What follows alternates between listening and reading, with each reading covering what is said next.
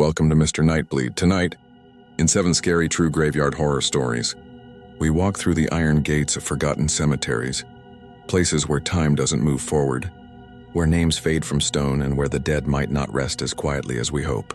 These are chilling true accounts of shadows that linger near cracked mausoleums, bells that toll in still air, and footsteps that crunch behind you when you swear you came alone.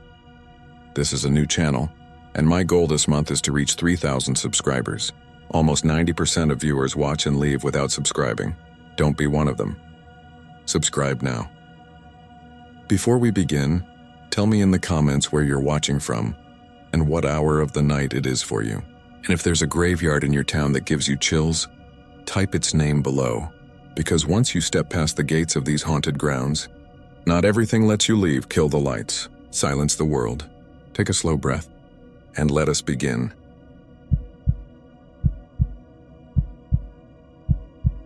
I don't care if anyone believes me. I just need to put this somewhere that isn't my head because I'm not sleeping right and I jump when the kettle whistles. If you know Salem at all, you know it's packed with stories, good and bad, and a lot of people go there looking for that feeling. I wasn't looking for anything except an extra paycheck.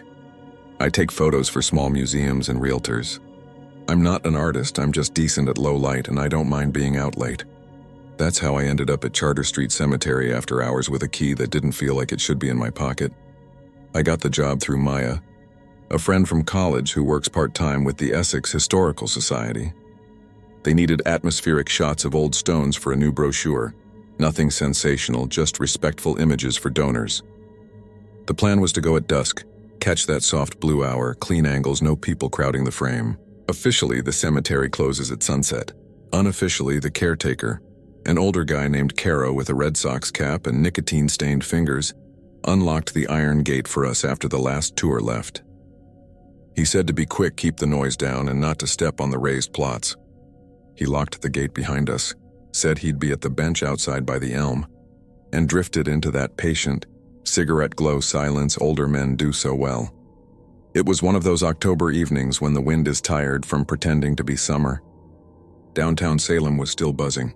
Tourists on Essex Street, those Halloween witch hats with cheap veils, a busker playing a cello outside the old town hall. But once you walk down Charter Street, the noise slides off like someone closed a door behind you. There's the iron fence, the stones leaning like teeth, and that particular salt and damp smell you get near the harbor. A gull screamed once and then the leaves took over, chattering softly against the fence. I set up near the eastern corner where the stones angled toward the street. My plan was simple. Shoot wide shots of the rows, then move in for details. Engraved skulls and wings, the old typography, maybe a long exposure to make the sky go silky. Maya had a clipboard and a tiny flashlight. She whispered the way people whisper in churches. Out of respect you can't define but feel anyway. We weren't alone exactly. A couple with matching lanterns walked outside the fence and peeked in, and a cop car rolled past on Darby Street and didn't slow down. But inside the fence, it was just us and the stones. The first strange thing wasn't even strange, not by itself. I took a test shot, ISO 400 f2.8 1/30th, and the preview was a little busier than it should have been. I chalked it up to motion blur. The second shot, a wider one, looked fine. I kept moving, the way you do when you know if you stop, the air will make you think too much. Grab a few of the pea stones, Maya said behind me. Donors love those. And the little gate by the path. The brochure designer wants negative space for text there. Got it, I said, and snapped the small iron gate by the path. It's more decorative than anything. A waist-high barrier with curled tips like commas. A single dead leaf had lodged in one curl and it trembled when the wind dragged at it. I took 3 exposures bracketed just in case. We made it halfway down the central path when I noticed it again on the back of the camera. Something extra in the frame. Nothing bold, just an additional shape where there shouldn't be one. If you've done night photography, you know how easy it is to invent faces out of noise.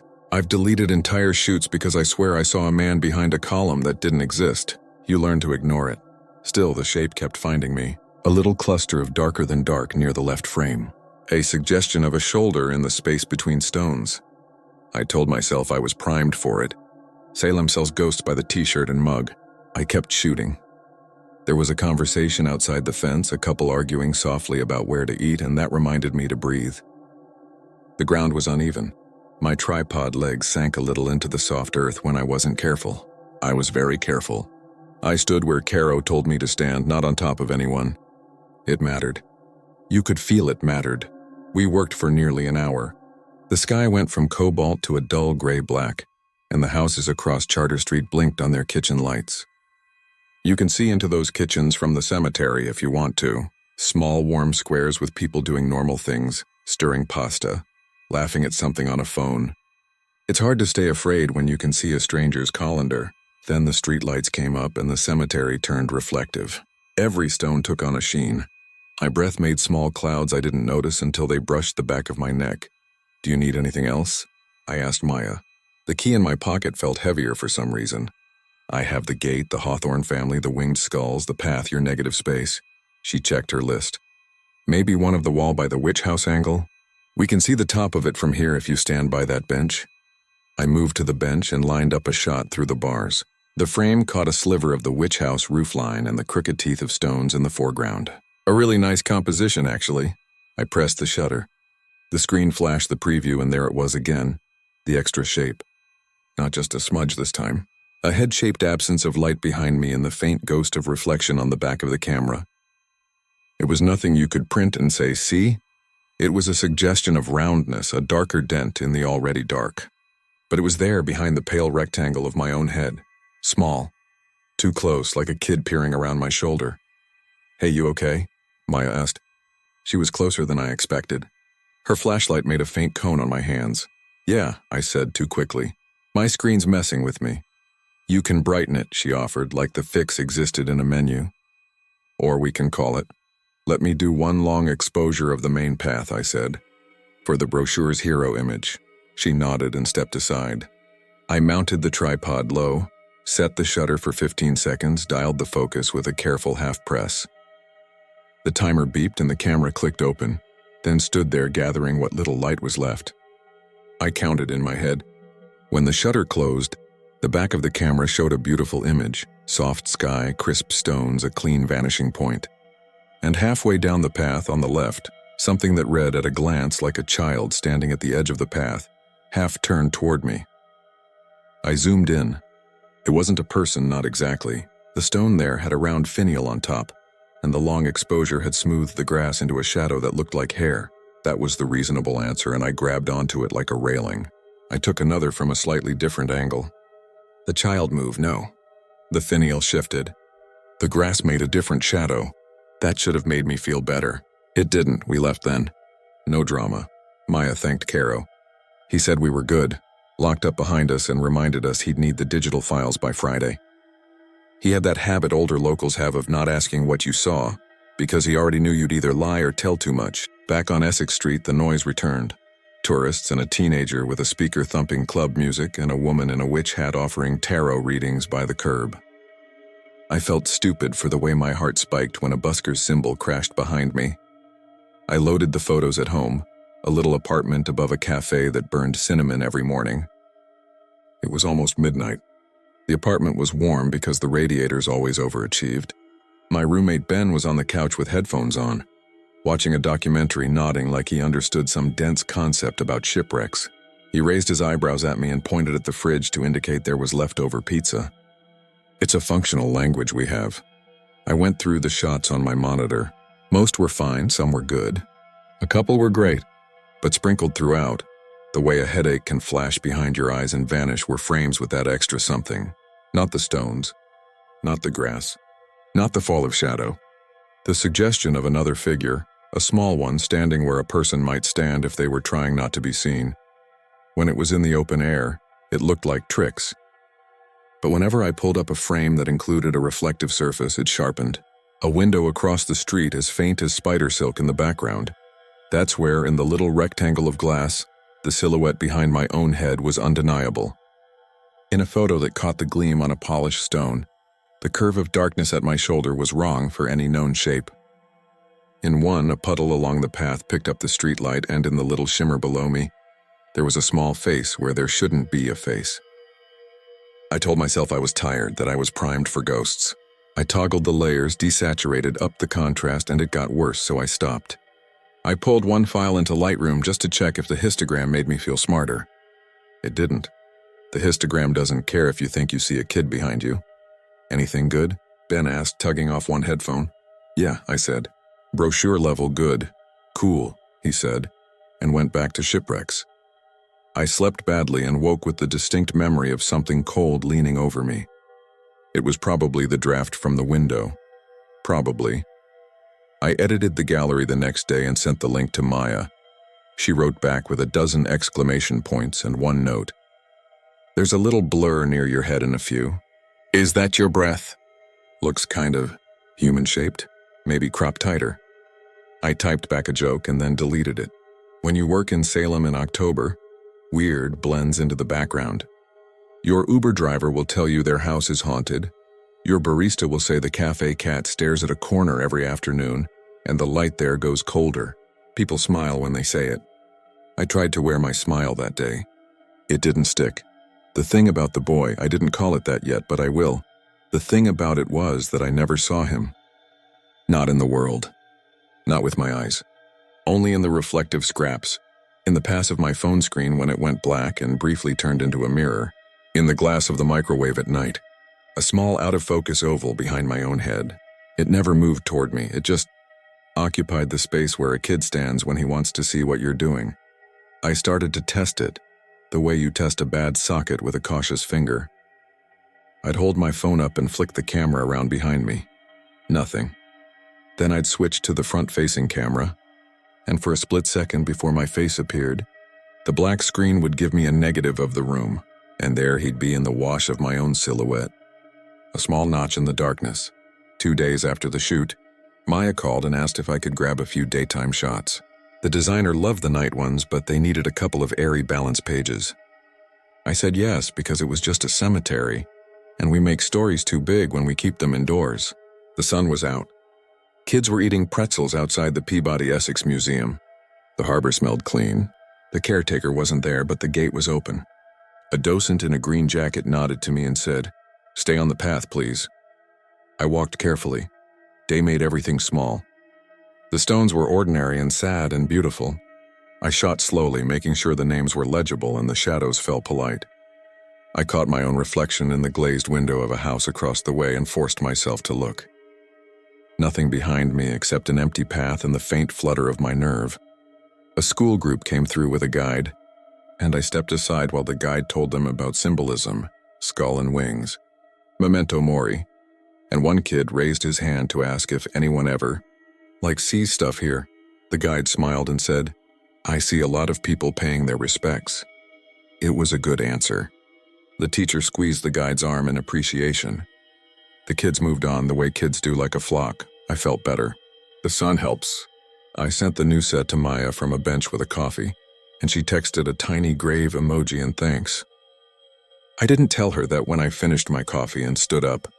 The shop window in front of me, clean plain glass reflecting a man standing.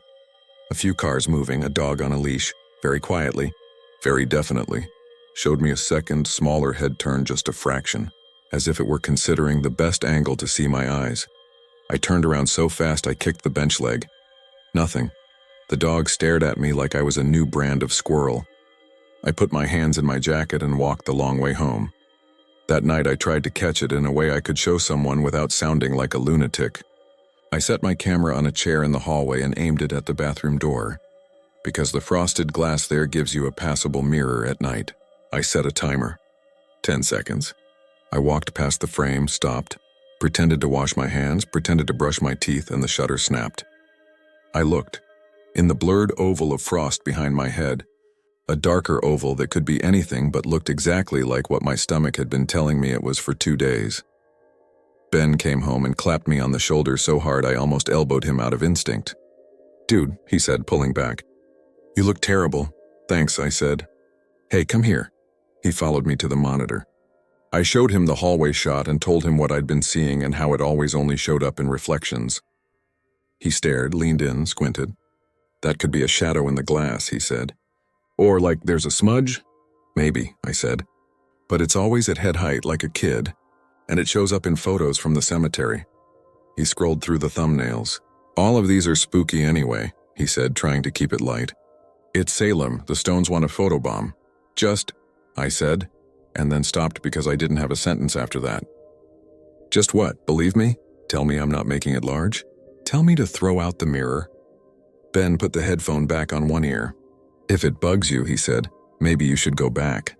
You left a piece of your brain there. Go see it in the daytime, stand where you stood. Bring Maya. Bring like snacks for the spirits. I already went back, I said. Then bring me, he said. We'll officiate a breakup with a cemetery. We went that Saturday late afternoon, a little before the tours started to clump. He wore his ridiculous yellow beanie. I brought the camera because I always bring it now. The gate was open. The docent in green nodded, and a guy in a leather jacket asked us if we wanted a real Salem ghost tour for $20. We said no, thanks. We stepped onto the path. Okay, Ben said, clapping his hands once like he was about to move a couch. Where did you stand? Here, I said, pointing to the spot where I'd taken the long exposure. And here by the bench, and near the iron gate with the curled tips.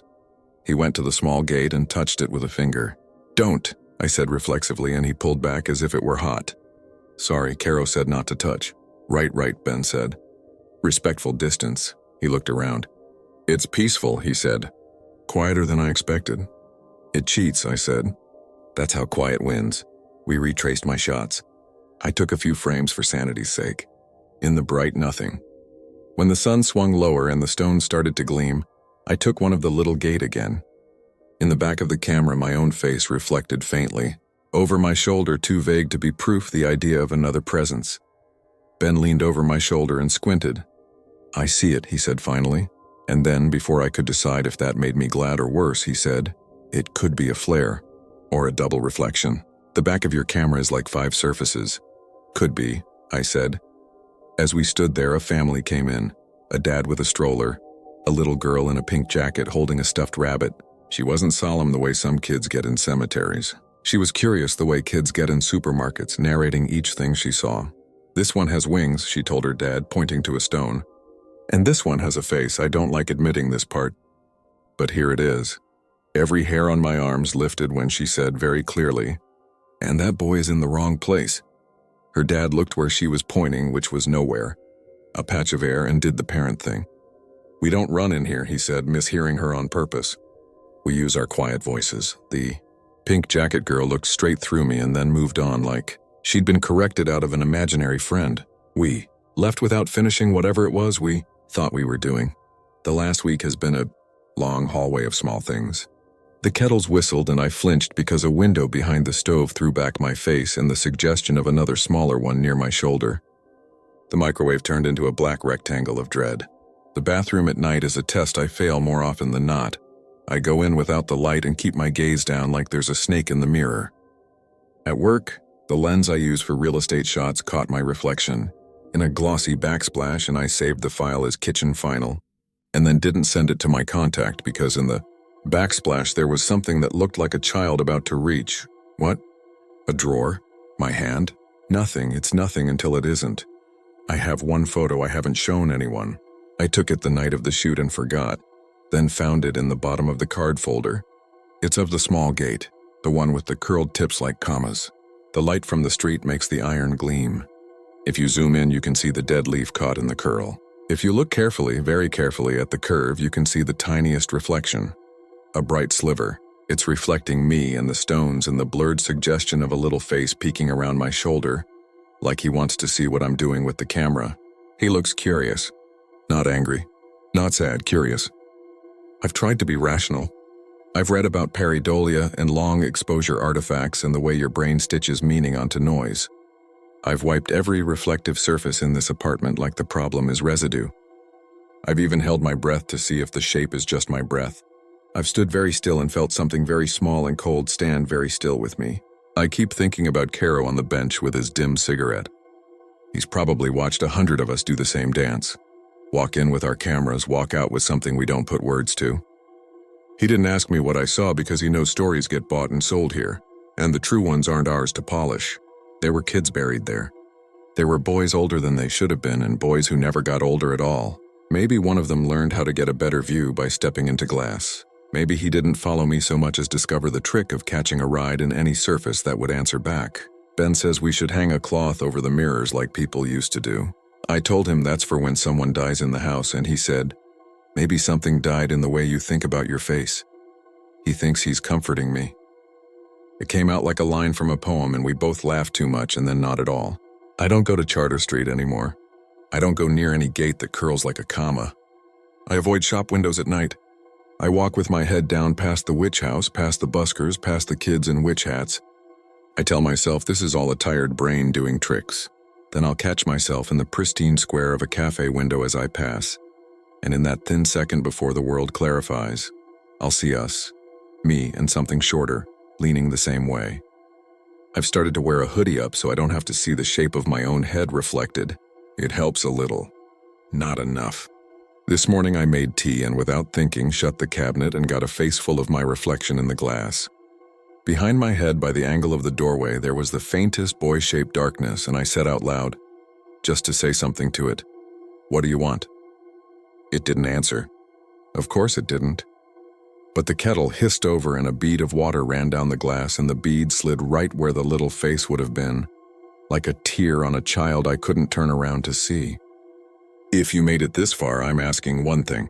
If you go to Salem this month because it feels festive and you want to take a photo behind an old iron fence, be careful where you point the camera. Be careful what you bring home. Some places hold you in their eye like a thumb on film. Some places remember. And if you catch a glimpse of a small shape behind your shoulder in the dead space between brightness and dark, don't turn around. I don't know what happens if you look. I'm not going to find out. I'm going to make tea, wash my hands, and keep my eyes on the water. That's what I tell myself anyway. I tell myself I'll keep my eyes down and out of the glass until one night I forget, look up and see him plain. And if that night ever comes, I don't know which of us they'll say is standing in the wrong place.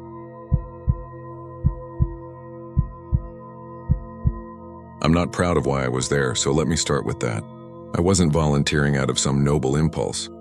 I was a broke college kid who took a dumb shortcut behind a construction site, clipped a temporary fence with my bumper, and got slapped with a reckless driving citation I couldn't afford. The judge in Huntsville gave me community service hours, the kind that make you think more about where you step. The university bulletin board had a sign-up sheet for late-night caretaking at Captain Joe Bird Cemetery. It sounded quiet, cheap. Do your time and leave. I told myself I could handle quiet. I thought I liked it. I knew about the place the way everyone in Huntsville knows, whether they say it or not. It's where they bury those the state is done with, the men whose relatives don't claim them or can't. Men who said their last words in a fluorescent room not far from where we tailgate before football games. I used to jog past the cemetery in the afternoons. Pretend I didn't notice the way the hill carried sound like a bowl. Somewhere between the pines and the chain link, any stray noise seemed to find a second life and roll back at you. Even in daylight, you felt watched. Not by anyone, by the land. My friend Jalen signed up with me because he thought I was being dramatic about graveyard shift at a graveyard, and because he owed me for bailing him out of a group project meltdown. We met our supervisor at midnight in a parking lot behind a low utilities building. Her name was Ms. Carter, though she told us to call her May. She had 2 clipboards, a thermos, and the solid, unbothered air of someone who had called a lot of bluffs in life. In the yellow wash of the sodium lights, her breath came out like smoke. Early spring here is that trick time when the air is warm enough to whisper, cool enough to keep a shiver honest. You two walk the main path, pick up what the wind dragged in, clear the vases, she said, pointing with her chin toward the hill that rose behind the oaks. Stay in pairs. If you get a bad feeling, trust it. If you hear the radio from the unit, ignore it. Sounds Carrie. What radio? Jalen asked. The one you'll swear is in the trees, May said. The prison speakers bounce off the hill. It's an old trick of the place. It isn't talking to you. We followed her truck through a gate. Gravel popped under our tires. The hill rolled up slow, dotted with stones, some sturdy and named, some plain white markers with numbers stamped in tin. There were flowers in supermarket colors, a couple of weathered teddy bears tucked near a cross, and rows that made straight lines until you looked too long and they began to waver. On the far ridge, a floodlight from the unit threw a pale slice of daylight that never moved, just hung there as if pinned to the dark. May handed us each a flashlight and a grabber tool. She kept the thermos for herself. 2 hours, she said. We'll all sweep back to the trucks at 2. The dew gets greedy after that, why too? I asked, though I didn't need a reason. It was something to say with my hands shoved into my jacket, pretending they weren't shaking. May looked at the hill like you look at an old neighbor you don't trust but must live beside. 2 is when you're most likely to hear things wrong, she said. Hudspeth swore by that. He ran night shifts before my time. Said the air goes soft and carries what you don't want to carry. 2 is when names get borrowed. You mean voices? Jalen laughed in that way he laughed at haunted houses because he hated them. Great, we get a haunted hill. May didn't laugh with him. The ground remembers what men say when they know they're done, she said quietly. You boys keep your ears where your feet are. Pick up your trash. Don't pick up anything that was here before you. It would be easier to say that I rolled my eyes and forgot her warning. But the truth is, I nodded too fast and said, yes, ma'am, like a kid. The truth is, I felt something lift from the hill like unseen hands setting a table. The truth is, I already wanted to leave. We started walking. The path skirted the crest of the hill and wound between the stones, and our flashlights shook thin tunnels through the grass. The pines on the edge whispered in their soft, constant way, and somewhere beyond them, there was the slow drag of a train. We didn't talk much at first. I was listening to the gravel under my boots because the sound made sense. We bagged a wind-whipped Whataburger cup, 2 candy wrappers snagged in the grass, a newspaper insert that had crawled up to a number-stamped marker and seemed to wait there like a guest. The markers with numbers instead of names bothered me more than they had when I jogged past in daylight. I don't know why it feels worse at night to see a number where a name should be, just that it does. Your mouth instinctively tries to fill in the missing part, and your brain, wanting to be helpful, offers the only thing it has close at hand, your own name. Later, I would think about that. At the time, I just walked faster. Jalen kept shining his light on the trees and then back on the stones as if to confirm they were still stones. You think they can hear us? He asked and laughed again too loudly. I think Miss Carter can, I said because I had seen her pause by a row and stand there a long minute without moving, as if listening to a long, slow sentence. She didn't write anything on her clipboard. She just stood. We had 2 other workers with us that night. A quiet guy from the dining hall named Luis, whose headphones lived around his neck, and a gray-haired maintenance man from campus who introduced himself as Baines and told us to watch for snakes in the brush because the warm days had woken them early. He said this like he was handing down a weather report. He carried his flashlight low and scanned with the practiced motion of someone used to finding what other people missed. By 1 o'clock, the dew had started to lace the grass and the hill was slick with the thinnest film of reflected light. We'd filled 1 bag and started another. I tugged a length of caution tape from under a hedge of yaupon, and it came away with the sound of something sighing through its teeth. Jalen said he had to pee, then decided he could hold it because every clump of shadow looked like a pair of crouched shoulders. We met back up with May near the crest where the ground sloped down to the floodlight's hard shine. She poured small paper cups of coffee from her thermos and handed them out. You boys doing all right? She asked, and the warmth in my fingers felt like permission to say yes. Luis kept his gaze low. There's a radio or something, he said. You hear it? We all paused. The pines were their same whispering. The far highway side. From the prison campus drifted a thin, ghost-soaked slice of a voice, like a prayer bent sideways by distance. It wasn't words yet, just syllables that hadn't decided which language to choose. PA at the unit, Baines said, nodding at the floodlight. They run checks. The hill grabs it. He glanced at May. Don't it? She gave a small shrug that looked like agreement and warning at once. It's 1, she said. Finish your loop. The hill will talk more from here. We broke apart again, and that was when I realized I had the wrong flashlight. I don't know how it happened. Maybe when I set mine on the tailgate for coffee and grabbed it back without looking. The one in my hand had a rattling lens and a weak patch of light that kept dying to a pale donut around a bright point, like a dull eye going hazy. Jalen was already heading down the slope, cussing with theatrical care to make May smile. She didn't. Her eyes were on the hill. I followed him, the bad light making the ground shift under me like water. The stones rose and fell at the edges of my beam, the names and numbers dissolving into white rectangles and silver tags. Somewhere a dog barked twice and then thought better of it. I passed a row where all the markers had numbers like adjacent locker doors and stopped to fix my laces. My nails bit the wet cotton. Standing again, I heard the first clear thing. It was a word, not a word. A shape of breath that fit where a name would go. I straightened too fast and the world swam a little. Jalen's light bobbed farther down slope. "Hold up," I called. He didn't. Then the PA, if that's what it was, cracked open into something larger. It was like being on a dorm floor at the start of finals week. Everyone on the phone, voices braided into one long rope of sound. But if you listened, individual threads slipped free. I heard someone say "Mom," drawn out as if remembering the shape of the word, then "Tell him I didn't do it, then tell her it wasn't like that." A chuckle blown through a nose.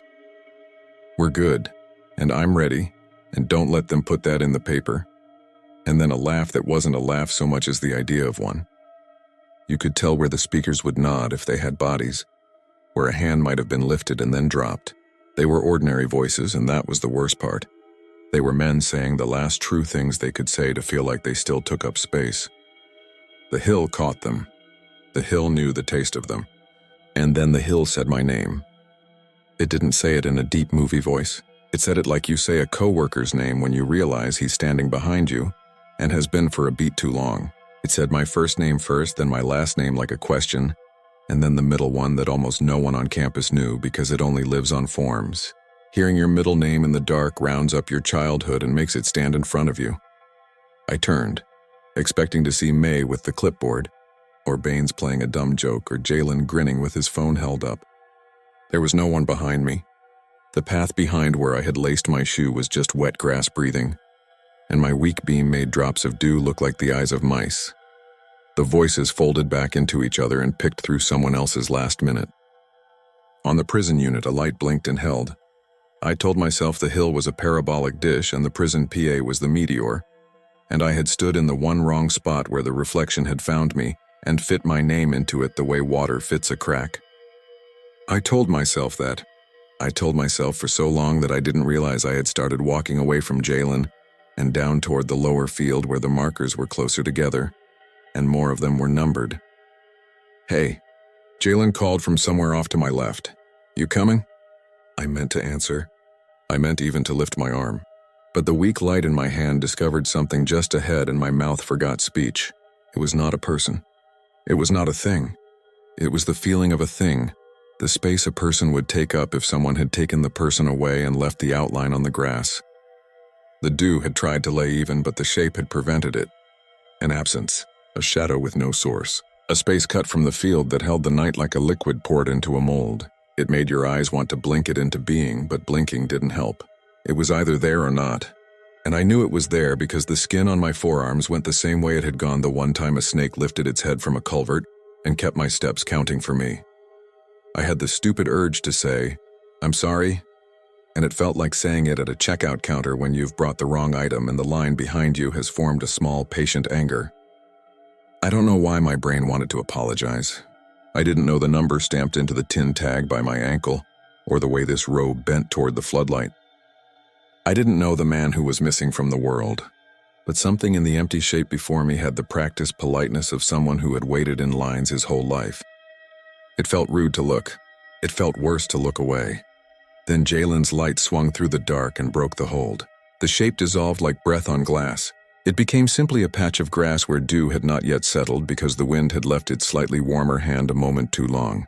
The science of it made me feel sane again for exactly 3 seconds. Long enough to turn toward my friend and raise my free hand. Long enough to hear my name again, very close now. The middle of it softened by a mouth that had been dry for a long time. "Where are you?" Jalen called, and I found that I was facing the wrong way completely. The grave line I thought I'd stood by was 10 feet off to my right. My boot had dug a half moon in the mud that I didn't remember making. The weak flashlight whined. "I'm here," I said. My voice sounded wrong. It sounded borrowed. We met by a tree that twisted at waist height like it had changed its mind about growing years ago and had been politely carrying on ever since. Jalen squinted at my face and then, like he always did when he didn't like what he saw, made a joke because a joke could be turned off. "Bro, you look like you saw a syllabus," he said. "The hill," I said, and then realized how that made me sound and amended. The PA bounced. It said my name. Probably a list for, I don't know, a check. I think I got in the way of it. Jalen nodded too fast and didn't meet my eyes. "Yeah," he said. "Same," I heard. Something. I heard I love you.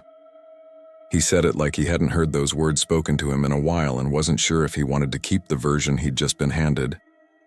We walked together this time, shoulders nearly touching because we were pretending not to need that. The path narrowed, dipped, widened again. The voices rose and fell, and I started to realize I could tell the difference between the hill and the unit. The unit was tinny, clipped. It came in bursts like a police scanner. The hill was rounded. It turned sharp words soft and soft words sharp, and it never cut out. It was constant. It was patient. It put your name where it needed your attention. At 10 till 2, May's whistle cut through the talk. We headed toward the trucks, and for a few minutes, I let myself believe we'd amble back with our bags and our jokes and our small talk, and that would be the story. A thing you tell on a porch with a beer in hand and laugh while your friend checks the tree line anyway. The dew had come on thick, and our shoes shushed through the grass. "Hold," Baines said suddenly, his beam pinning something 10 feet ahead. I felt the group still like a flock. In his light lay a bouquet of plastic lilies, white, the exact kind you find in any aisle between seasonal candy and picture frames. They were old enough to have turned dusty at the edges, new enough to still shine under the water beads. They weren't unusual. They were wrong because someone had carefully tucked something beneath them, a strip of paper or cloth. Baines used the grabber and lifted the flowers. The thing underneath was a hospital bracelet. We all looked at May like she would say the one thing that made it nothing. She didn't say anything. Baines tilted his head red. "That ain't one of ours," he said. "Look at that date." The bracelet was recently broken, the tab still sharp. The name on it was not mine, thank God, but the last name was. And the first initial was right, and for a second my body did the impossible everything, where you can feel your mind leave your knees, but your knees keep doing their job. Alma, somewhere past the pines, let out a sound. Maybe it was a train. Maybe it wasn't. "Probably blew in," May said finally, but she said it like she was practicing the line before giving it to a child. "Wind picks up what you don't tie down. Bag it, don't touch it. We'll leave it by the gate for the county." She dropped it in with the grabber like it might bite. Everyone started walking again except me. My feet weighed 40 pounds each, heavy with water and the thought that someone had written my last name in plastic and sent it up a hill. My phone buzzed. The screen said no caller ID and then went black before I could swipe. I told myself it was a spammer. I looked at the bars. I had none. My phone insisted it had rung. I wasn't going to argue with a phone. I was also not going to call back. When we reached the trucks, Jalen kept up his act because that's how he keeps all of his parts from slipping out where we can see them. He talked fast about Whataburger orders and whether ghosts care about pickles. Luis took off his headphones and put them on again without ever moving them toward his ears. Baines said nothing and watched the hill, his light still low and sweeping. May signed our clipboards and handed them back like receipts. 2 more nights, she said. "You boys do these and you're square." "Do we have to do nights?" I asked before I could stop myself. It sounded childish. It sounded like I wanted to trade assignments in a class. It sounded like the way you ask God to change only one small rule. "Day crew is full," May said. She put the thermos in the truck, and the truck reminded us it was made of metal. "We keep nights light. Fewer hands, fewer mistakes." She looked at me. "If you come back, be polite," she said. "Don't bring your worst self up there. Don't bring your name like a challenge coin. Names here are work." I was ready to say I wasn't coming back and take the extra shifts somewhere else. The way you decide to start running in August when the heat punishes you for the first block, and you think you can still quit. But Jalen, who owed me and was stubborn about debt, clapped my shoulder and said, "We'll be here." And that was that. I didn't sleep when I got home. My apartment was the kind of student place where the fridge hum is a roommate you aren't friends with, where the hallway light outside the front door only works if you kick it exactly 5 times, the way the last guy must have. I showered because the dew had left a story on my shins. The water ran loud and then ran less loud, and in those pockets of quiet I thought I heard the unit PA, and then I told myself I didn't. At 6, my upstairs neighbor started a blender the way he always did, like a lawnmower that had given up. At 7, I slept on the couch with the light on. The second night, Jalen bailed. He had an exam. He promised to make it up with me on the weekend. Luis showed up and wore his headphones properly this time, and told me he only wore them when he was nervous because someone once told him, "You can trick your brain into thinking you chose the chirping sound, not the other way around." Baines didn't come. May said his sister in Houston needed him. Her voice, when she said it, had the quality of a thing that might be true at the same time as a different truth. I scanned the ground for bracelets or slips of paper, because if one hill can find your name, it can find anything. I found nothing, and I was grateful and disappointed at once, which told me something about myself I didn't want to know. The voices were thicker that night. The wind was wrong and didn't move the way trees like it to. It went straight and then dropped as if hitting a wall, then picked up on the other side with what it had gathered. At 1:45, I stood by a row where every marker was plain, and every tin tag looked like an index card in a drawer. I turned off my light because I wanted to know if the hill would still talk without being asked to. It did. It said a list of names, not like a roll call, not like a prayer, but like a man on a phone saying the people who would understand him best, even if they didn't like him very much anymore. Somewhere in there, between a mama and a worse sigh, it put my first name and my last. Just those. It let the middle one sleep. The mercy of that almost made me laugh and then almost made me cry. I did neither. I stood and listened and felt the dew climb my socks, and when I turned the flashlight back on, it was stronger. It was mine again. I did a dumb thing. I took out my phone and opened the voice memo app and hit record and held it low by my thigh like I was embarrassed to be doing it. I didn't want to play the recording later. I wanted the act of recording to change what was happening, to scare off the hill the way a camera scares a fox. The voices didn't stop. My phone filled with night and the exact shape of a sound that had crossed a room no one built. After 2 minutes, I stopped. I wanted to keep something for later in case later needed proving. At 2, May's whistle climbed the night again. We came in, she signed. She told us we'd done good and to take the rest of the week and finish our hours somewhere with sunlight. She didn't say we looked worse than we had the first night, but she made us each take a paper cup of coffee, even if we didn't drink it. As I reached for mine, my phone buzzed twice and then went quiet. I looked. No caller ID again. The call had lasted 0 seconds again. The log showed it had happened at exactly 2:01. I put the phone back in my pocket and pretended it wasn't a thing I'd seen. That is a skill. You get better at it when you live in certain places.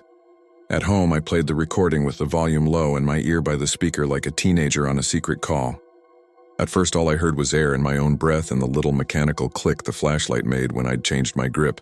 Then the voices rose out of the flatness like they'd been pressed into the surface of my phone and not into the air. I heard part of a list. I heard someone ask, nicely, the way a man who's tired still finds it in himself to be polite, if someone could make sure his brother didn't sell his car for parts. I heard my name. It wasn't the first place I said it had been. It wasn't the second. It was sudden, like stepping into a cold room. The quality of the sound changed around it, as if the shape of my name remembered the shape of my ear. The recording put my hand on my knee and kept it there because I didn't trust it, suddenly, to be where I left it. I listened again. Same thing, my name. Not like a warning. Not like a threat, not like an invitation. Like a fact, a small one. One you put at the start of a sentence so whoever you are talking to knows you are, in fact, talking to them. I put the phone face down and stood too fast so my vision dimmed at the edges. My cabinet door made a noise it had never made before. The hallway light outside my door flickered without being kicked. I went to the sink and ran the tap. I watched the line of the stream for an hour like it was my job. 2 days later, after I'd done my last hours painting the trim at a community center, I got an email with a PDF attached. A generic notice from the university office that tracks civic obligations. It said my hours had been recorded and that my debt to the community had been discharged. It used those words, discharged, which is not what you say anywhere else but here.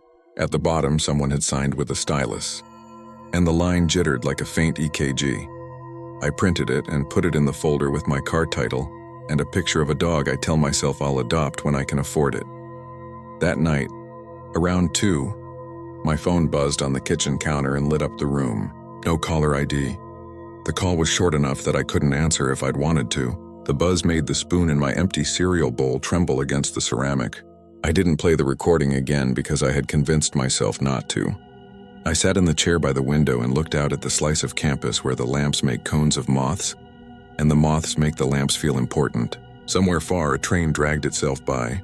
The night felt like it had been stretched like a bedsheet and then caught on something and held. The air was soft. The hill, because it was very clearly the hill, felt closer than the line of trees behind my apartment. I breathed with my mouth closed because I suddenly didn't want to give it that. I didn't go back to Captain Joe Bird Cemetery after that. I didn't run past it. I learned side streets. Jalen made jokes about roads and their vendettas. May bumped into me at Kroger one afternoon and asked if I was sleeping. She said it kindly, the way you ask a cashier if you're not sure you should. She told me a story about a boy years ago who took to leaving a radio on at night so he had something besides what the hill was saving for him. She said he moved at the end of the semester and sent her a postcard from a place where the land is flat and the wind doesn't care enough to carry anything. There was a bridge on the postcard. The message said nothing about sleep. I still have the recording. I don't play it. It lives in my phone like an address I won't visit because I don't know what I owe the person there. Most nights nothing happens at 2. Some nights the spoon flutters in an empty bowl. Some nights the hallway light flickers on its own. Once last week my phone didn't ring. It was worse that way because the silence was shaped like something that should have called and chose not to. The absence of the buzz was as specific as hearing my name. It was the size of me. You can say this is in my head. You can say the PA line from the unit found a way into the pipes of my old building, or that my own name lives inside my ears and trips the wire when the air gets kind at 2. You can say I wanted to be haunted because it makes being young and broke and small in a town with its own quiet arrogance feel like it matters. I could nod at all of that. I could also say that sometimes, when I'm drifting and the room is starting to gray and the fridge roommate is thinking about humming but hasn't committed, I hear a corner of a sentence that isn't mine and it's always the same corner, and it always stops at the same place. It's just my name, first and last, the middle left in peace. It's said with a patience that would be comforting if it weren't so careful. It sounds like someone who knows he has time and is using it. It sounds like someone standing just off the path, a man-sized absence where the dew hasn't settled yet, waiting with the polite endurance of someone who has stood in lines his whole life and knows that sooner or later, someone will look up and say, "Next." When I do look up, there's only the window and the moths and the thin, bright circle of a lamp claiming a patch of dark, and the hill that isn't there but is. The hill that keeps a ledger of last words and lends them out when the air is right. I tell myself I won't hear it tonight. I tell myself I won't bring my name into the room like a coin I'm not ready to spend. I tell myself there are worse things than a place remembering that you exist. And then the spoon's quiet and the fridge rests, and out beyond the pine line of my thoughts the hill turns over and sighs. And somewhere a train starts up with the determination of a man talking himself brave. My phone works itself awake. The room holds its breath, polite. I wait for it to ring, and in the waiting I make the decision again not to answer. And even so, even without sound, I know that what's calling knows the shape of me well enough that it doesn't need me to pick up to say my name.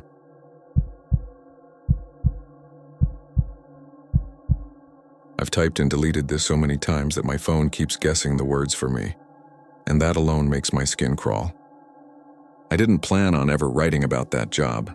People hear cemetery night guard in Hollywood and they either crack jokes or shove ghost stories at you.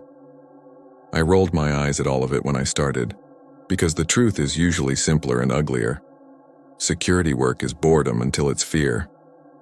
The thing that happened to me didn't start with thunder or a cold hand on my neck. It started with a candle flame I wasn't supposed to see, behind a locked door no one had opened in decades, and a woman in white who would step into walls as if they were fog. I worked nights at Hollywood Forever Cemetery for a little over a year, mostly Thursday through Sunday, when people were more likely to sneak in after midnight and dare each other to film TikToks. If you live in LA, you probably know the place for Cinespia, the summer movie nights where crowds picnic on the lawn and project Hitchcock onto a mausoleum wall. By the time I came on shift, the lawn was empty, the stage lights dead, and the koi pond was a black mirror that sometimes coughed up the shapes of palm trees when the wind moved.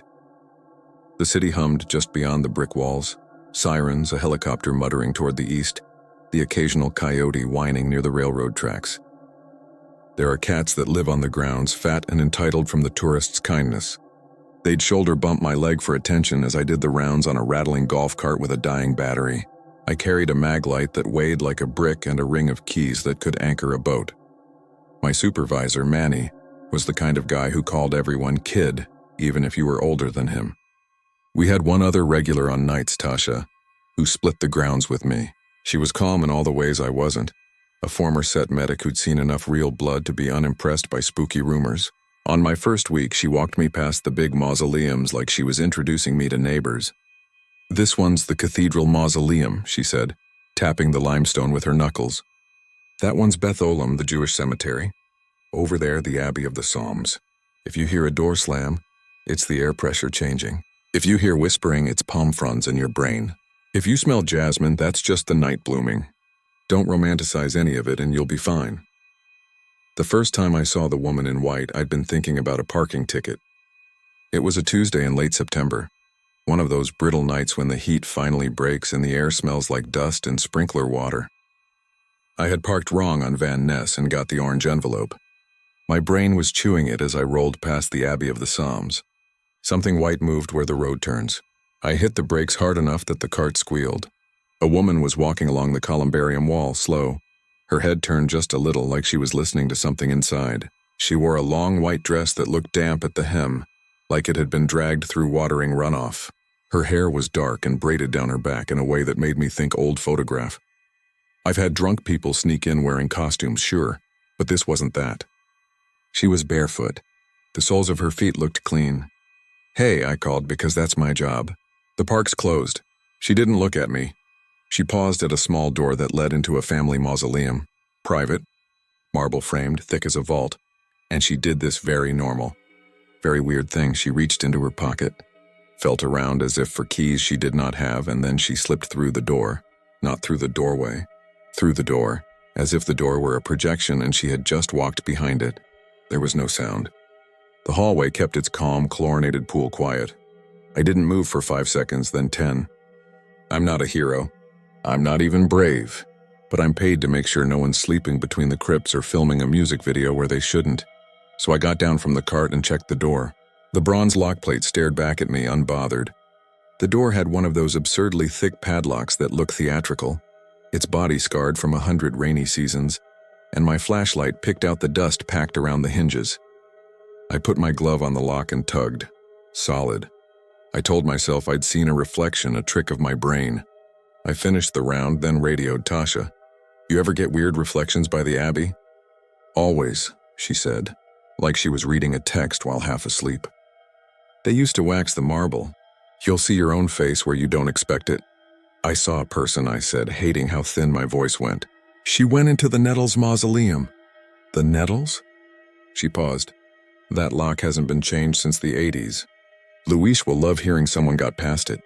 Luis was the groundskeeper who had opinions about everything, especially vandalism. "Do you want me to meet you?" I wanted to say yes. I said no because pride is stupidity wearing a badge. "I'll recheck it." I did. It was as locked as it had been 2 hours before. I told myself again that I hadn't seen what I saw. Then I noticed the candle, tiny light like an eye. I only saw it when I had already turned away. Something in my peripheral vision nagged, and when I swung the beam of the mag light back, the sliver of glass in the mausoleum door, a decorative pane the size of a wallet, showed the faintest smear of gold, like a star seen through fog. I leaned close. Inside, maybe 4 feet beyond the door, a votive candle sat on the floor. Someone had placed it just right of center, as if to keep it from the path. It was lit. I went still in that humiliating animal way. The candle was wrong because there was no way it could have been lit. The door was locked. The family hadn't visited in years. Records showed no recent key checkout, and nowhere in that vault was there a patch of soft earth where someone could have tunneled in like a joke. It was a sealed room that a flame had no business in, and yet the candle burned calmly, like it had every right to exist. I did what you do when you want authority to push your fear into a bureaucratic box. I took a photo of the candle through the glass and texted Manny. He didn't read it until almost 3 a.m., and then he wrote, "Weird. Don't touch anything. Write an incident report." I checked it again at 2:17 a.m., without meaning to. I can't tell you why that was the time. I didn't decide it. I looked at the screen while I was standing there with the cats weaving around my ankles and the jasmine smell doing that trick where it smells like a person just passed you. 2:17. The candle had burned lower, thick white wax pooling like milk around its base. There was no heat on the glass when I touched it, only the cold of the night and my own breath fogging. The next night, I drove straight to the Nettles door at 2:10 a.m., like an idiot brand new to superstition, hungry to be proven wrong. Nothing. The marble was darker in that corner because the sprinklers had sprayed it earlier. My light picked out a snail trail glistening like a drawn string. I stepped closer, ready to laugh at myself, when the first tremor touched the glass. It was so small I thought the cat had brushed my leg. The flame, there was no flame, and then there was one. I hadn't blinked. There was no jump cut. The candle was just lit, the way the sun is just up when the clouds move. It burned low for a second and then steadied. I whispered no without meaning to, and stepped back so fast I hit the bronze flower vase with my boot. The sound rang inside the hallway and came back to me like a scold. I stood there until 2:30, then did another round in a patternless way I know looks ridiculous on the logs. I thought if I drove long enough the math of it would change. People love to give a name to a haunting. I tried not to. It felt like naming it would make me complicit. Still, the woman in white and the candle became a loop in my nights. At 2:17 a.m., the candle would be lit. Some nights I saw the woman before that, walking the way calm people walk when they're thinking hard, her dress damp at the hem, her hair heavy with water that did not exist on anything else. She always faced the mausoleum, the way you face your own front door while patting pockets for a key. And always she slipped through and was gone. The lock remained a lock. The glass remained cool. I told Tasha finally when my voice would come out in something other than a joke. She listened and then did the practical thing. She came with me 2 nights running at 2:17 a.m., and both nights the candle lit itself as if by timer. On the second night she tried the lock with the master key, and then with a separate key Manny sent by courier after a flurry of texts. Neither worked. She put both hands on the door and leaned in, her forehead almost touching the glass. "There's no draft," she said, as if any part of this obeyed drafts. "Do you smell that?" "Jasmine," I said. It wasn't just jasmine. There was a second note, clean and thin. The way some people's clothes smell if they line dry them. It made me feel like I should whisper. "It's stronger by the glass," she murmured. "It's like it's coming through." Manny had us write incident reports that sounded deranged when I read them the next morning. He never laughed.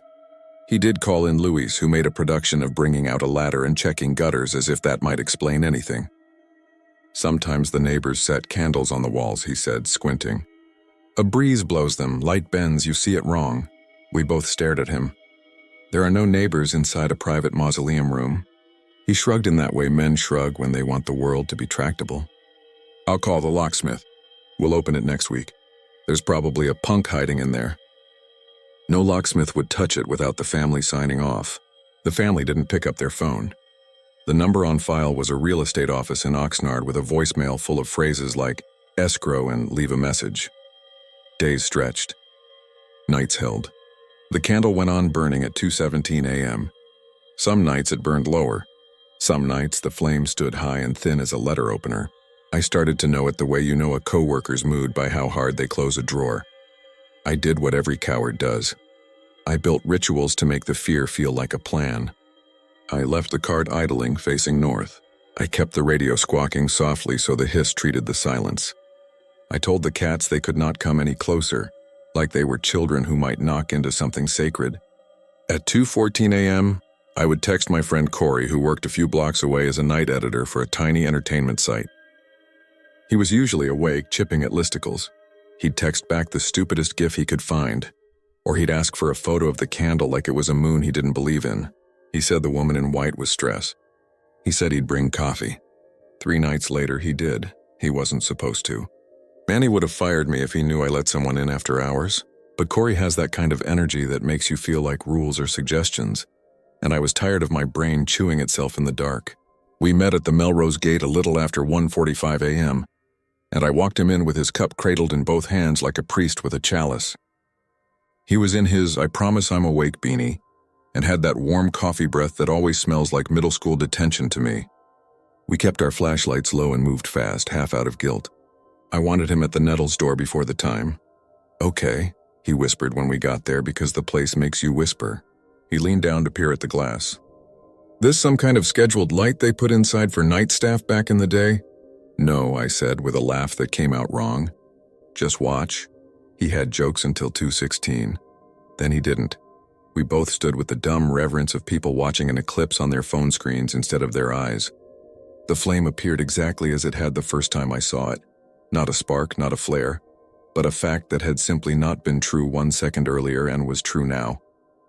Corey sucked in a breath because even someone who doesn't believe in your fear still recognizes when a rule you rely on has been broken. "Nope," he said softly. "Nope, no thank you. We didn't move." I didn't know if moving would make it worse. The jasmine smell lifted like it had been waiting. Then there was a sound from inside. The faintest sound of something very light resting against glass. Not tapping exactly. Set, like a ring placed next to a sink. "Did you hear?" Corey began, and then he stopped. His gaze was unfixed, not on me, not on the candle, but a foot beyond, back and to the right. I followed his look into the reflection of ourselves in the seam of polished marble running along the doorframe. There were 2 of us, and then there were 3. She wasn't behind us. She was beside us, except the marble said she was leaning as we were, watching as we watched. A person whose clothes were very clean and whose face would not find the light. I reached out for Corey's sleeve and found his hand instead. He had already reached for mine. We did this awkward clutch like embarrassed teenagers caught holding on at a scary movie.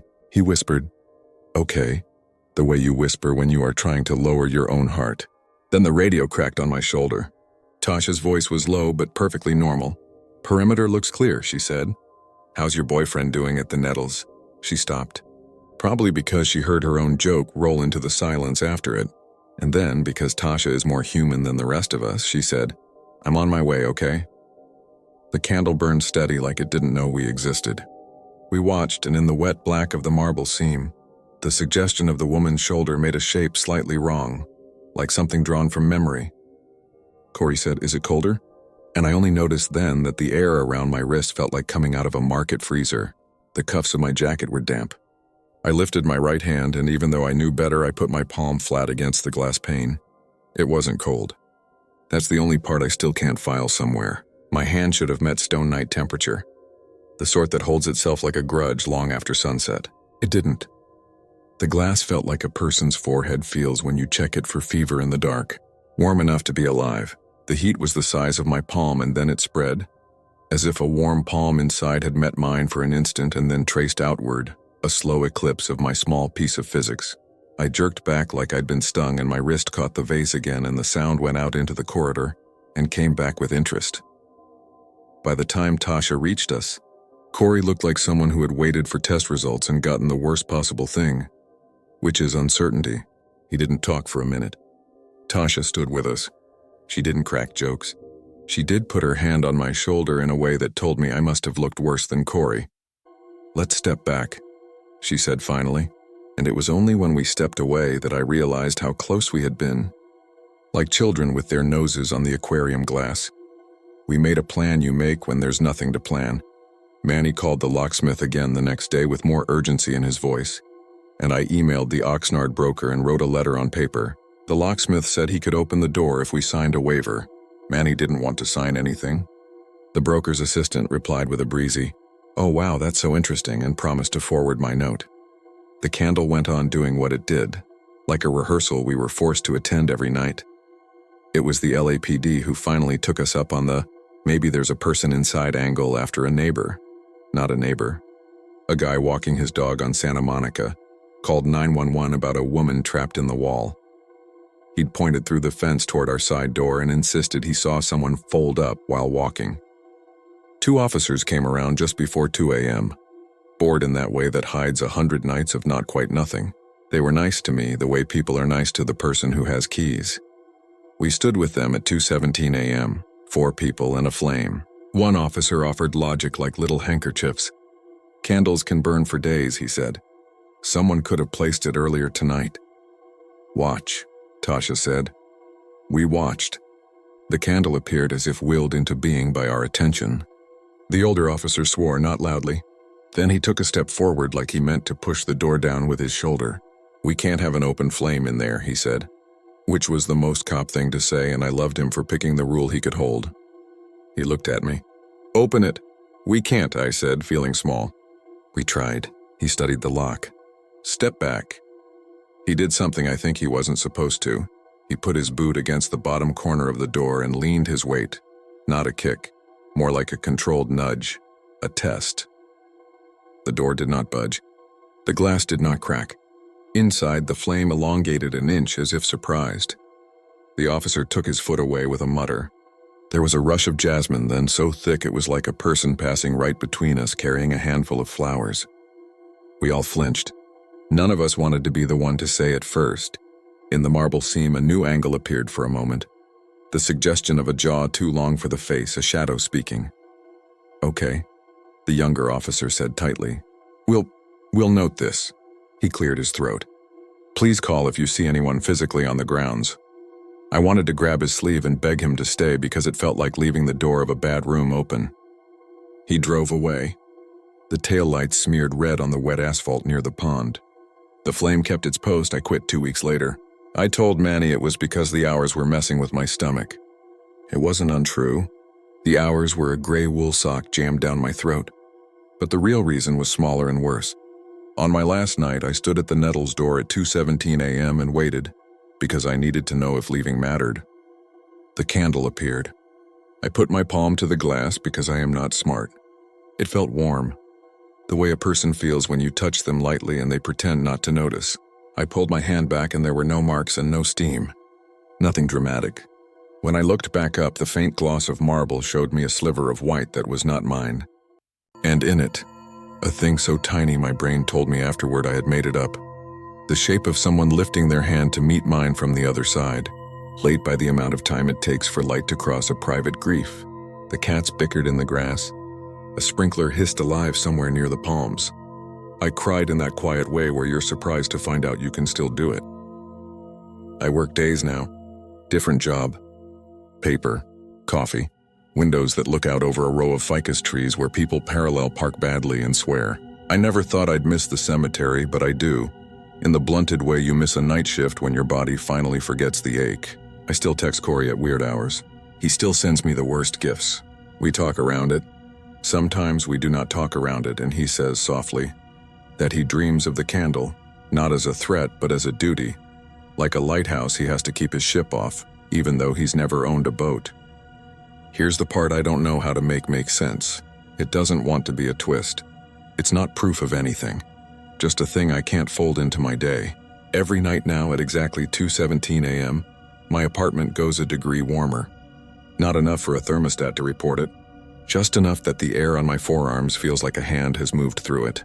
I wake up sometimes to the smell of jasmine. I don't keep flowers.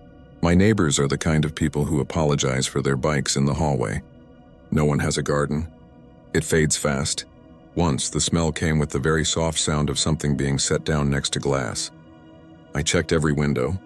I checked the cupboard with the lowball glasses and my dead father's chipped mug. Nothing. I thought of going back. Of standing under the palms and counting the cats and watching the candle with the stupid tender patience of a person who thinks if they pay witness, whatever is asking to be noticed might complete itself and rest. But I don't work there anymore. Security guards get replaced. There's probably someone new who shrugs at the old padlock and hates the golf cart battery more than ghosts. Maybe Manny finally signed the waiver. Maybe the locksmith opened the door and there was nothing inside but pigeons and soot. Maybe the room smells like dust and not jasmine at all. Maybe the woman in white found her keys. I know how the internet works. You're going to tell me it's a reflection or low blood sugar or a sleep disorder that chimed its alarm at 2:17 a.m. So hard it rewired my sense of temperature. Fine, I'll take any of that, but every now and then my phone will light the dark of my bedroom because Corey has sent a text with no words, just a photo. He takes them from the sidewalk on Santa Monica if he's walking past after work. It's the same picture every time, a smear of gold behind the small glass so faint that if you don't know what you're looking for, you'll dismiss it as a streetlight on the other side. The latest one came 3 nights ago. The light was smaller, lower, working through the last of its wax. I stared at the pixels until they weren't anything but squares. Then I did something I hadn't done before. I zoomed all the way out, past the door and the marble and the bronze vase until you could see the whole wall, the dark, a complete night with a tiny star. You could almost convince yourself it was nothing. If you walk by there sometime around 2 in the morning and you see it, don't bang on the door, don't yell, don't film yourself being brave. If you smell jasmine, stand very still and give it a second. If you lift your hand, do it slow. If the glass is warm, take that warmth like a gift you don't have to keep. Then go home. Tell yourself it was municipal lighting or the moon in a mood. Sleep if you can, and if, when you wake, the room feels the smallest degree warmer, the way a person's side of a bed holds them after they've stood up. Don't be scared, or be scared the way I am, which is to say in a way that respects the thing but doesn't grant it your life. I think it's the light behind the mausoleum that we're seeing, all of us. The part that still shows up because showing up is what it has left. I think if we keep our rounds, if we don't look away at the exact wrong second, it will find the key it was patting its pockets for. I have to believe that. I don't always. On some nights I wake at 2:17 a.m. and my hand lifts in the dark without me deciding it. And I feel the air warm against my palm for an instant, as if a stranger is meeting me halfway through the glass. Then it's gone and the room is just a room, and the street is just a street, and the day starts again, and I tell myself and whoever will listen that I made the whole thing up, knowing I didn't and knowing that tonight, if I wanted to, I could go and stand by that wall and count the seconds and be there when the candle appears, late by exactly the amount of time it takes for light to cross a private grief.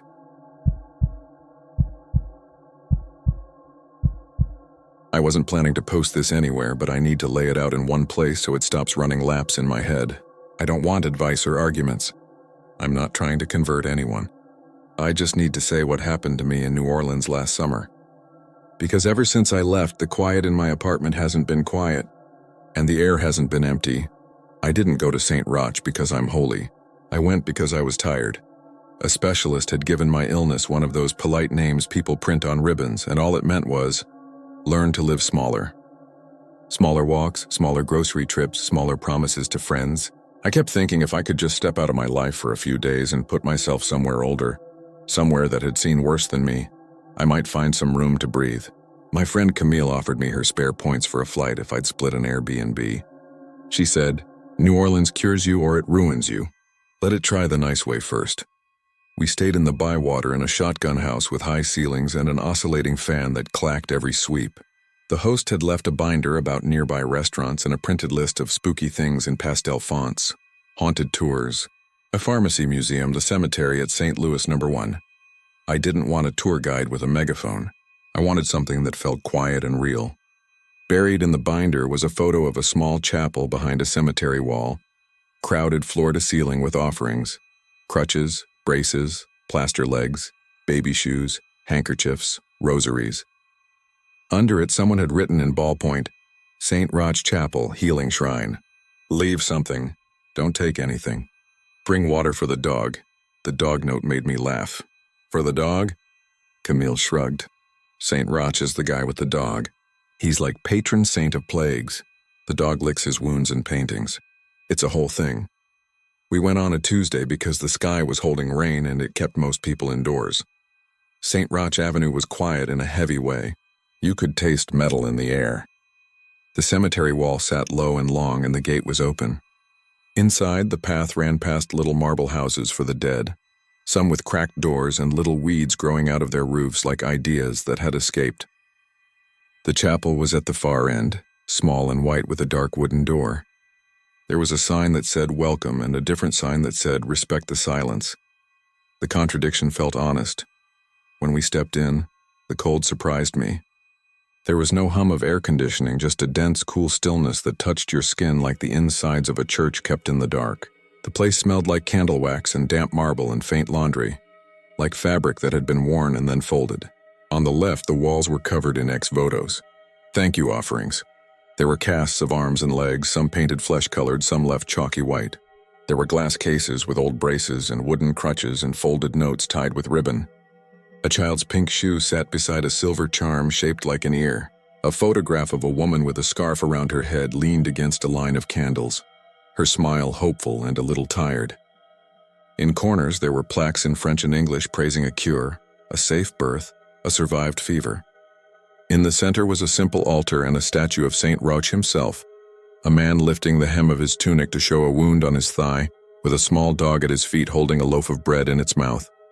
Someone had tucked a dog biscuit by the base. Someone else had left a stainless steel dog bowl filled with water. There was a woman at a small table near the entrance, halfway hidden behind a stand of votive candles. She had the kind of face you see in old photographs, solid and watchful. A ring of keys hung from her belt. She said, "Afternoon." very softly, as if the word had to pass through more air than usual. Camille signed the guest book and squeezed my hand without making a speech. I moved along the wall, reading what I could without intruding. A note said, "Thank you for my mother's strength." Another said, "For one more year without pain." There were rosaries in every style I'd ever seen, and some I hadn't: pearl, wood, glass, plastic with little glow-in-the-dark beads. A wedding veil hung on a thin hook like a captured cloud. For reasons I don't know, the veil is what made my throat go tight. It wasn't fancy. It was a simple piece of lace with a scalloped edge, the kind you pin into your hair with bobby pins. It moved just a little, like the room was breathing. "There's no draft," Camille whispered. "Do you feel that?" I did. Not air, pressure. Like when an elevator stops on a floor you weren't expecting and your stomach pretends it knows what to do. A low roll of thunder filtered through the thick walls. The offerings on the wall didn't rattle. They didn't sway. They were very still. I realized the woman at the table was looking at me, not unkindly, just measuring. "You're here for prayer," she said, not asked. "I guess," I said. My voice sounded small. I hadn't said anything to St. Roch or to anyone holy since childhood. I wasn't sure what the rules were or if rules mattered to a room like this. "You can leave something," she said. "If you don't have anything, you can write, ask, and then thank, when you're able." I had nothing on me except my phone, a stick of lip balm, and the thin hospital bracelet I'd been wearing off and on like a private joke with myself. It had the shaved-off name and the dates of a test, the ones where they put me in a tube and told me not to move while the machine sounded like a band practicing in a garage. I hadn't thrown it away. I took it out of my bag and rubbed my thumb over the plastic ridges of the numbers. "Is it okay to leave this?" I asked. The woman nodded. "If it's clean of blood," she said. And I flinched because of how practical she sounded, how normal the sentence was here. "You can tie it, right there." She pointed to a thin cord strung across a corner where small things hung. Lace handkerchiefs, baby socks, a braided friendship bracelet, a ribbon from a bouquet. I threaded my hospital bracelet onto the cord and pulled the loop tight. The plastic made a soft, private sound when it slid into place, like a secret agreeing to be kept. I stood there with my fingers still curled around air and realized my hands were shaking. "Take your time," the woman said, and looked away to give me privacy. Camille touched my elbow and then drifted to a bench along the back wall. She always gave me room when I needed it. I don't know how long I stood there. Long enough for the sweat to cool on my neck and for the thunder to decide it meant business. The light slipped a few shades dimmer. Somewhere behind the chapel, a school bell went ding, ding, ding. And then kids' voices rose and scattered, the way a flock of birds does when a quiet street turns into a hallway of feet. I started to move toward the door. I felt a brush against my ankle like a nose. Not hard, just insistent. I glanced down, expecting someone's dog. There was no dog. The stainless bowl by the statue had a wet ring on its rim like something had just drunk from it and lifted its mouth. A bead of water fell back with the smallest sound. I told myself there are 100 reasons for this. Condensation. Bad angles. My own pulse making me feel things that weren't there.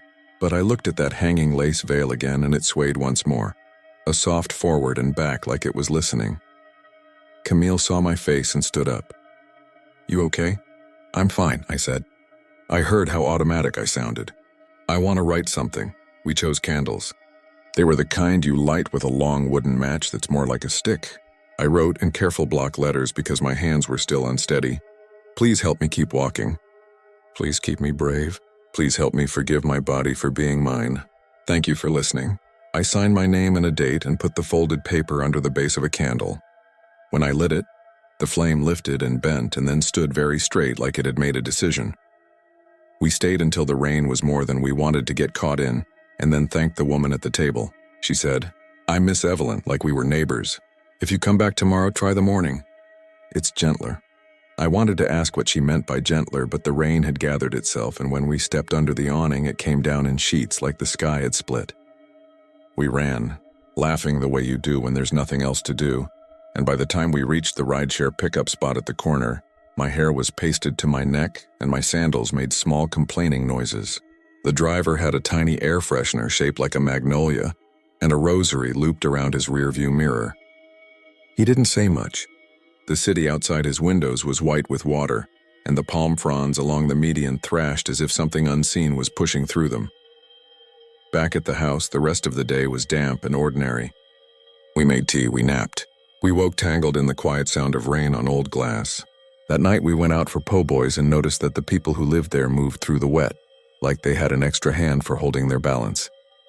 By the time we came back, the rain had calmed into a low conversation with the gutters, and the air smelled like wet brick and fried onions in someone's dryer vent. Camille fell asleep with a podcast in her headphones. I lay on my back and watched the slow arc of the fan shadow across the ceiling. I kept thinking about the way the lace veil had moved when there was no draft, and the way the dog bowl had a ring of water. At 2 a.m, a small sound woke me. Not a creak, not a bang, a tiny dry clicking like beads brushing wood. I thought it was the fan until I turned it off and the sound continued. It came from my bag. I held my breath in that dumb way people do and unzipped it slowly, like quiet would make a difference. Inside at the bottom, under my wallet and a crumpled receipt and the hotel shampoo I'd meant to throw away, was a rosary knotted around my hospital bracelet. The bracelet I had tied onto the cord in the chapel. The rosary was cheap plastic, the kind they give out to kids. The beads were a soft blue and they glowed faintly in the dark. The cross wasn't fancy. The whole thing smelled faintly like the chapel's candles. I didn't put it there. I didn't scream. I didn't wake Camille. I put the bag on the floor and sat there in the dim for maybe 10 minutes, listening to the house settle and the rain rinse the street and the faint, almost musical clicking of the plastic beads as they swung once and then were still. When I could breathe without my chest stuttering, I took out my phone and held it over the open bag and took a photo and then a video in case I needed proof for myself in the morning. I told myself I was sleeping weird. I told myself somebody moved my hospital bracelet as a kindness and the rosary tangled itself. I told myself anything I had to in order to close my eyes. And I did close them eventually because bodies are stupid and practical and they shut down when you are tired enough. In the morning, the rosary didn't glow. It looked as cheap as it was.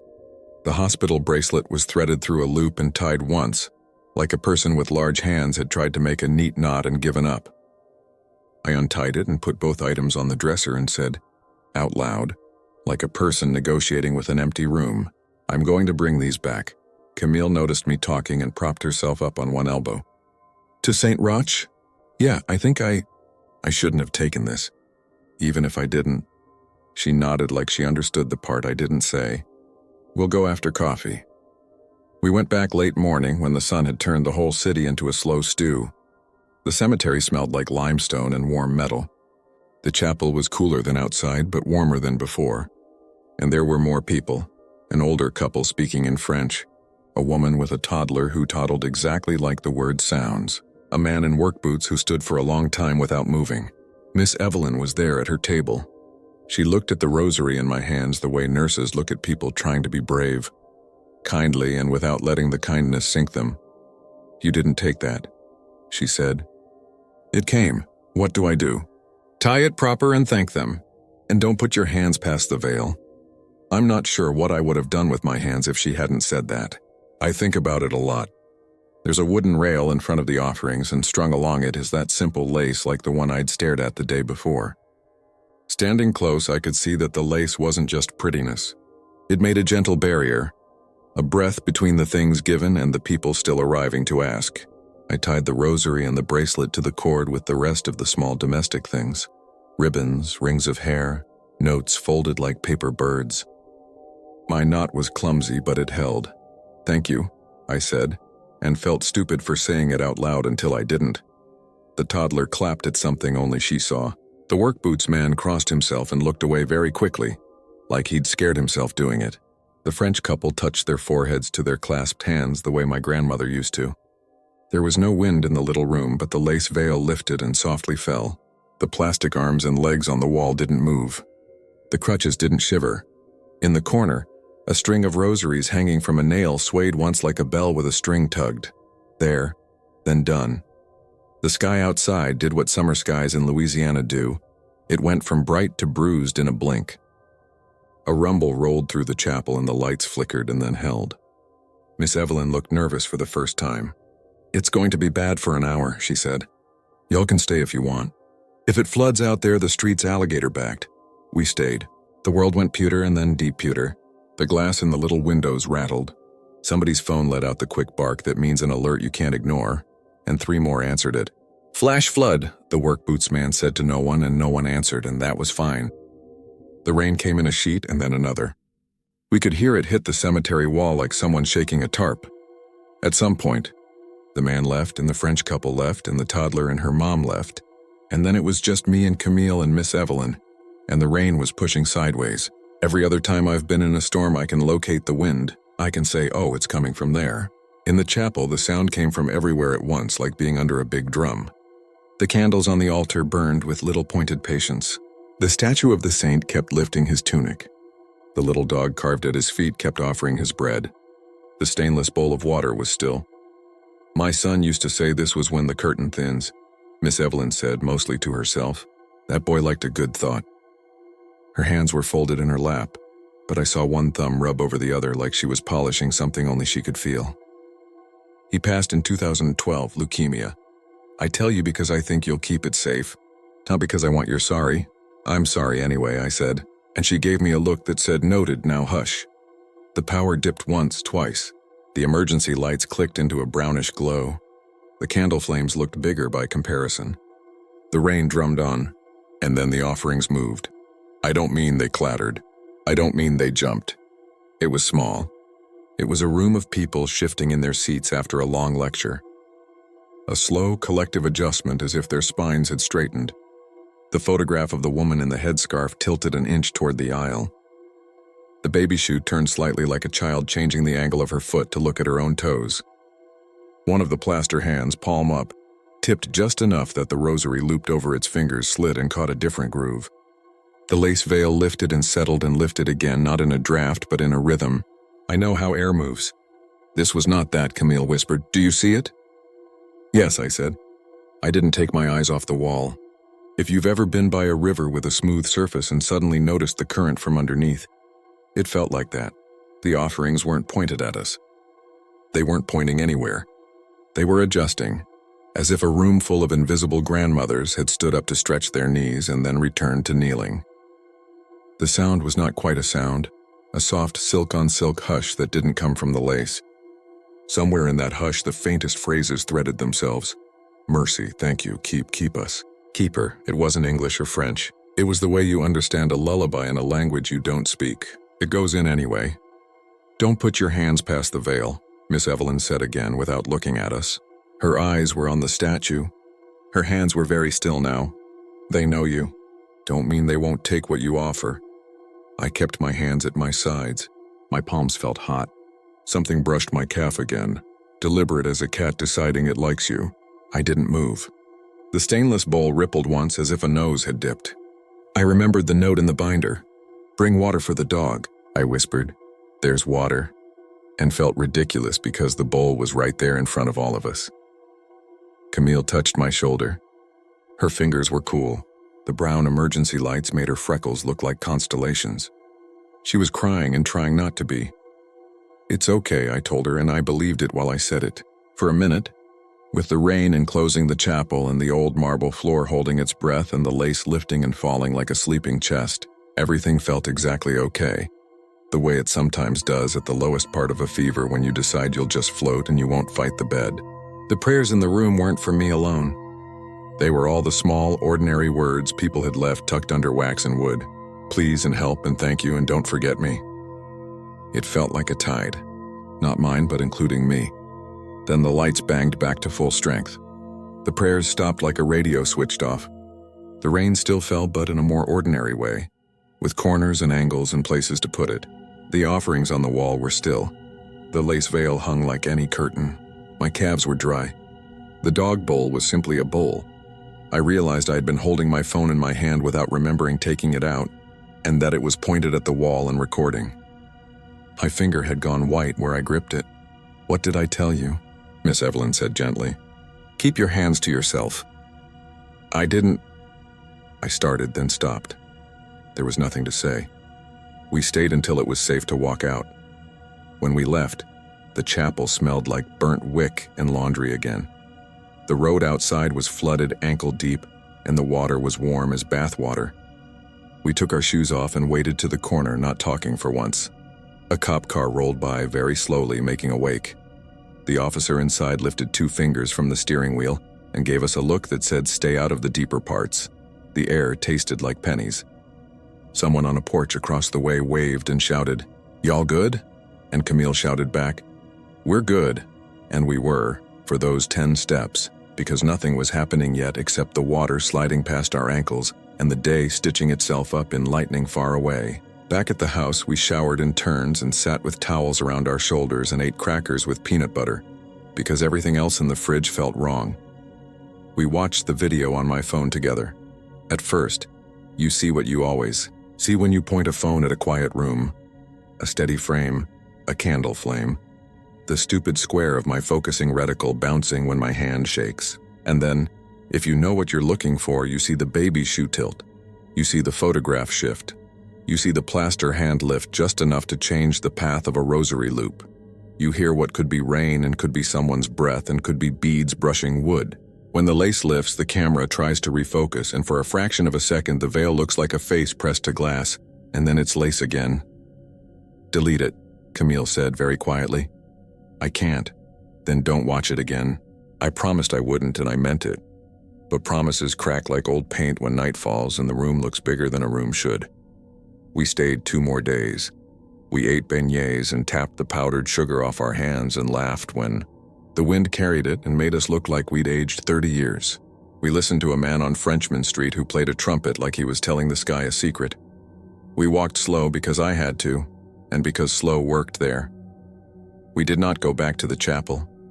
I thought about it every hour. On our last morning, we stopped at a store where old ladies buy church supplies, and I bought a plain lace mantilla, the kind you drape over your hair. I don't wear veils. It felt like buying a thank you card. The woman at the register wrapped it in tissue without asking questions and gave me a discount I hadn't earned. When I returned home, the first 2 nights were almost normal. I slept. I woke. My joints were loud the way old stairs are loud. On the 3rd night, something small woke me again. A dry clicking, beads on wood. I don't own a rosary. The sound came from the top of my dresser. I'd put the veil there without really thinking, folded into a square. It had shifted open and the edge hung off like a tongue-tasting air. That would be nothing. That would be draft, except the air was still and the window was closed, and the lace moved like it was breathing. I told myself I was making it into something. I closed the veil, smoothed it flat, and set a book on top of it. In the morning, the book was on the floor, laid down gently beside the dresser. Not dropped, not thrown, placed. The veil was unfolded again, and from the corner of it a single thread had pulled loose, long and white as a hair. When I picked it up, it felt warm, like it had been in someone's hand. There are small things now. A wet circle on a dish I leave by the back door as a joke and then not as a joke. A smell of candle wax in a room that hasn't seen a match in days. The way the cheap beaded bracelet my niece made me moves from one hook to another on my wall, without me remembering I touched it. The video on my phone reappears in my recents sometimes after I put it in the hidden album, as if the phone is a pocket with a hole I can't find. Some nights between 3 and 4, the veil on the dresser lifts and falls 3 times and then lies still. And if I say thank you into the dark, I hear nothing, which is worse than hearing something and better than hearing the wrong thing. My doctor says my numbers look good lately. He doesn't have a story for why, and he doesn't need one. He says sometimes the body decides to play fair. He says rest and walk when you can.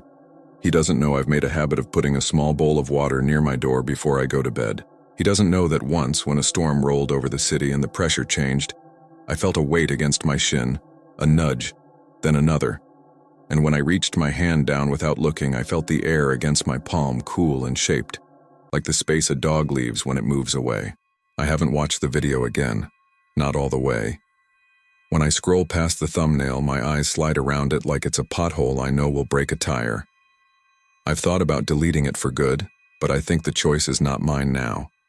It will go where it wants to go. In my worst late hours, when the apartment is just my refrigerator humming and the twice-breathed air of neighbors sleeping through the walls, I put the veil over my head and sit on the floor with my feet flat and my hands on my knees, and I say the plainest words I can say. Please keep me walking, please keep me brave. Thank you for listening. And sometimes, not always, I hear beads click very softly, and my own breath evens out, and the room feels like a room again. If you go to St. Roch, bring water. Don't touch past the veil. If you leave something, thank them. If something comes home with you, it won't be because you stole it. It will be because you asked and somebody decided to answer in their own way, with their own hands, if they still have hands, or with their old habits of prayer. When the storm drums on the roof and the lights flicker and then hold, when the lace at your window lifts and lies down like a sleeping chest, you'll tell yourself it's draft. Tell yourself anything that lets you sleep. I do. But when I wake at 3 and feel a cool nose of air nudge my palm, I leave the door bowl full before I go back to bed. I am trying to be a good guest in my own house. The last thing is this. Sometimes I pass a mirror without planning to, and I catch my reflection with the veil draped over my hair, and for a split second, the lace looks not like lace, but like frost, on a window with a face behind it. And the face is mine and not mine, and then it's only me again, and the room is only the room. I stand very still for a moment listening, and the only thing I hear is the smallest possible movement, a gentle settling of something on a shelf, as if, somewhere very close, an offering has shifted to kneel more comfortably and go on praying for mercy a little longer.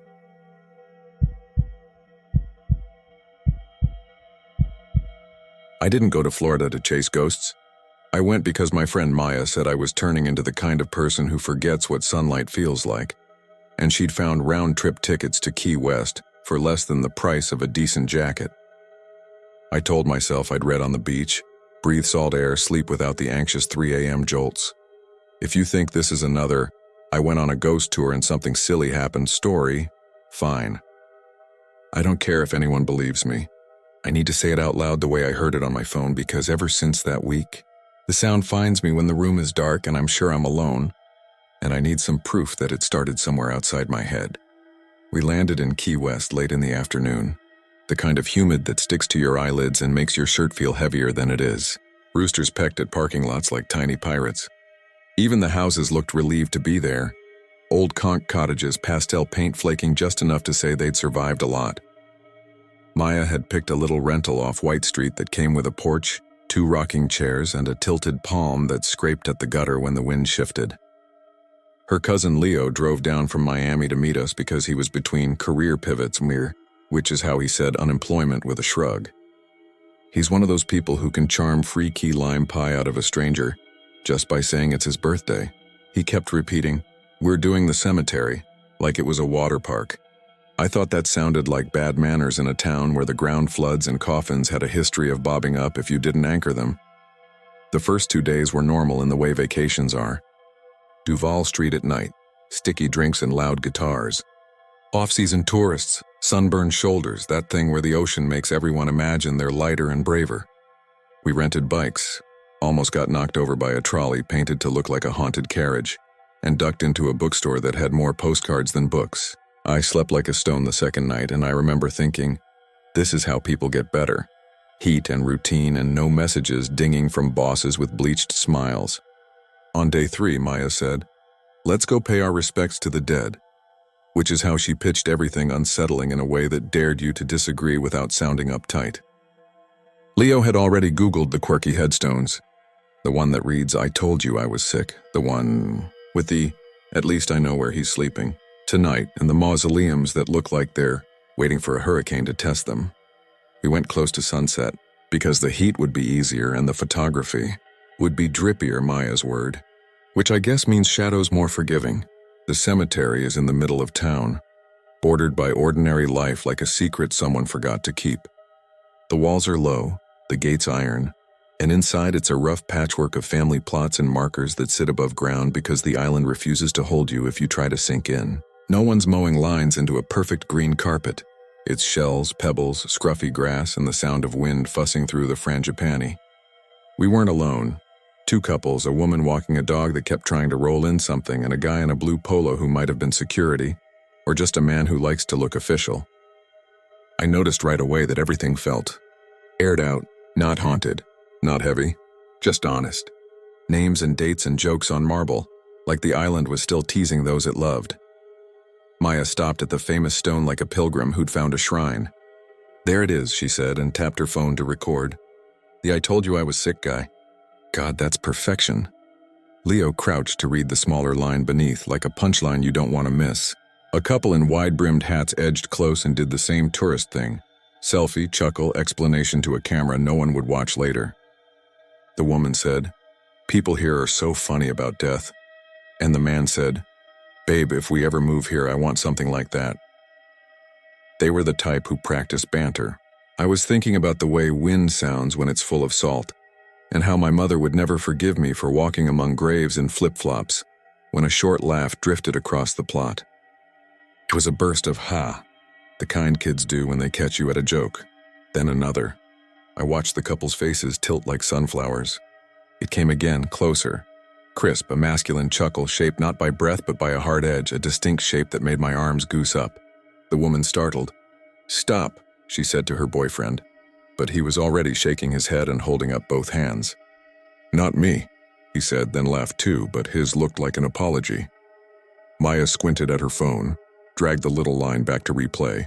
I could see the tiny waveform up and down like a heartbeat. Laughter is easy to miss here when you want a story. Wind breaks in odd ways on polished stone. But when she hit play, the sound that came from her speaker wasn't just a laugh. It was the word babe repeated, mocking, pitched to sound exactly like the boyfriend's voice, and then my name threaded in. "Babe, if we ever move here, Noah." My name wasn't in the conversation until then.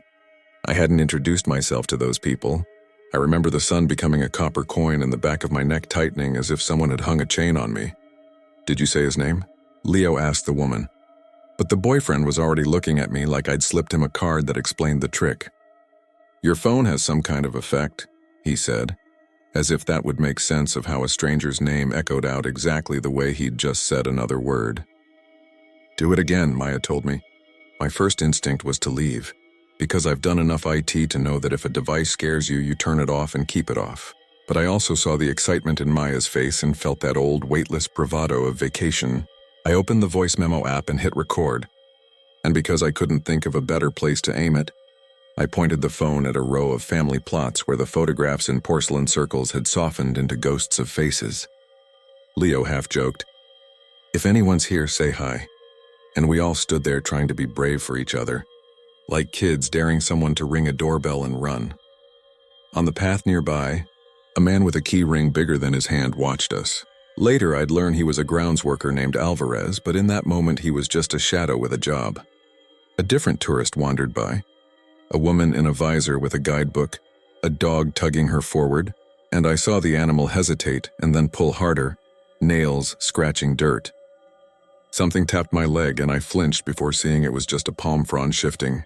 Embarrassed, I hit stop then play. Mostly wind. A scooter whining on a street. My own heart beat too loud because the microphone found it through my fingers. Then, the faint edge of a voice like a tune carried weakly from another room.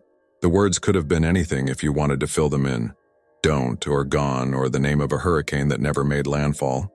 But at the end, clear as if someone leaned over my shoulder and wanted to be helpful, there was a whisper shaped like, "Found you." I dropped the phone. It bounced on the stone and flipped into the grass. Leo made a face. "Dude," he said, because he's that kind of friend, kind first, mocking second. "It's a prank," the boyfriend said. "Some kind of app." The woman in the visor swore under her breath at her dog and hurried on. Alvarez approached in a measured way that made me think he'd learned to avoid startling people around grief. Up close, he wasn't threatening. Older than my dad, maybe, with strong hands and a shirt that had been washed so many times it belonged to the island more than to him.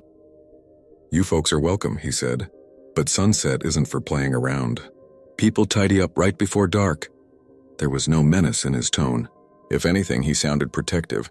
Maya explained about the recording, and he nodded the way you do when a tourist asks where the chickens sleep. "People hear things," he said. "Wind off the water will play a trick if you stand in the wrong place. This ground talks. Folks start listening and then they hear themselves in it. Not everything is about you, though." He looked at me when he said that, not unkindly. "You got family here?" I shook my head. He considered my name like you might weight a coin in your palm. "There's a couple east side been restless," he said. "Not bad, just busy. You should leave them be." The sky darkened as if someone had slid a film over it. The other tourists streamed out. The boyfriend said he needed a drink bigger than his head and took his girlfriend's hand too tight. We lingered because Maya wanted one more photo of the above-ground vaults as the lights came on across the street, and because I wanted to prove to myself that the whisper would not repeat if I refused to ask. Alvarez watched us until we moved toward the gate. "Don't cut back through later," he said. "The locks don't always catch." I thought that was a weird thing to say until an hour later, after tacos and a beer. We walked past the north wall and saw the gate gaping a little like a mouth that couldn't close. We should have kept walking. We should have said, "Not our problem," and let the living in charge handle the dead in their care. But the heat had sunk into us, and the island makes you believe you're part of it just because you exist within the sound of its waves. It felt oddly intimate to slip in, to enter the quiet after the day's attention had left. The smell shifted to damp stone and cut leaves. Our steps clicked and scratched. Roosters had found roosts and were silent. You can grow used to any light, and we adjusted to the spill from street lamps and the weak glow of a house window across Passover Lane. "Quick," Maya said. "We'll make sure nothing's wrong, then we go," Leo said, like we're night stewards, grinning because the work of pretending we weren't scared gave us something to do with our hands. We took the path we'd walked earlier, past the joke stones and the family names from other countries, adding syllables like stitches to the fabric of the place. The sleeplessness I'd brought from home felt lighter in the presence of names carved under a sky that didn't care. We were almost at the eastern edge where the older plots are crowded and half-sunken, when something flickered in the corner of my vision. Not a light, not a person. The illusion you get when you've stared too long and your eye sends up a test pattern to see if you'll panic. And then I heard it. Laughter, soft and precise, not from the path but from within the narrow space between two raised vaults. It wasn't cruel. It sounded like a couple sharing a private joke. You know the kind, that tender, easy rhythm that says our lives are woven together. The way one person's inhale syncs with another's, I know. I stopped so fast Leo bumped me, and we all peered at the dark seam. "Hello?" Maya said, voice low and polite, as if she were poking her head into a neighbor's yard. I felt terrible for her even as she did it, like you do when someone waves at a stranger who doesn't see them and you wish you could make the embarrassment reversible. The laughter cut off. Silence doesn't usually feel like a decision, but this one did. I don't remember deciding to take out my phone. I just know that when fear becomes an object, you hold it up and put it between yourself and the thing you fear. And that's what my phone was. I thumbed record and, keeping a foothold on good manners, said, "Sorry for intruding." The sound that returned wasn't a whisper and wasn't loud. It had the weight of a sigh after the last sentence in a long conversation. "Married," the voice said. It sounded like an older woman. Kind, maybe, if kindness could be exhausted. And still they ask. The hair along my forearms prickled so hard it hurt. We backed away. There are moments when you feel your own life as a tether stretching back through all your choices, and sometimes the thread feels thin. We retraced our steps. The night had settled deeper into itself, and the neighborhood's noises felt like a distant party we hadn't been invited to. The laughter of strangers too far away to absolve us. At the gate, we found it stuck open by a scrap of palm frond. Alvarez's "locks don't always catch" returned to me like a warning meant to be heard twice. Back on the porch, we took turns listening to the audio. Maya sat on the steps, legs crossed, concentration like a factory spotlight. Leo paced, hands laced behind his head, pretending he would know what to do if something demanded action. The first recording from earlier, the "Found You," came through again, sadder now that the night had made it a promise. The second recording, the word "married," carried a breath after that sounded like a companion waiting for the right time to speak. And then in the third file I didn't remember making, a male voice materialized. Smooth, a little amused, more receptionist at an afterlife hotel than anything sinister. "He's listening," he said, and the "he" wasn't the voice talking. It felt like the way a couple refers to a stranger outside their door who won't leave. Maya's cousin wanted answers. He searched forums, collections of local lore, an article about the restless couple of Key West. The story was messy in the way real life is. A husband and wife who'd quarreled about where to spend eternity. Families who disagreed on which plot belonged to whom. A compromise made, then undone, then remade when a storm washed a boundary line away. The phrase "at peace" appeared in half the accounts like a truce declared by people who weren't actually present. Other pieces insisted they were together now, side by side in a corner you could find if you knew which scrubby hedge to count from. Leo found a headstone photograph that showed an epitaph you could take as tender or sarcastic. "Still together." The comments argued over the tone like people who hadn't learned that kindness doesn't need witnesses. We didn't sleep well. Wind threw beads of rain against the shutters toward morning, and in the blue before sunrise, a rooster crowed and then immediately got into a fight about it with another rooster.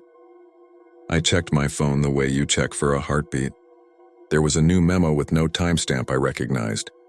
It began with the murmur of waves and then the word, "today," spoken by a woman who sounded like she had been awake for longer than she wanted to be. Then a pause that lasted until I thought it would break my nerves. Then Noah, my name. Like someone reading it off a paper, she finally unfolded. I didn't tell Maya for 10 minutes.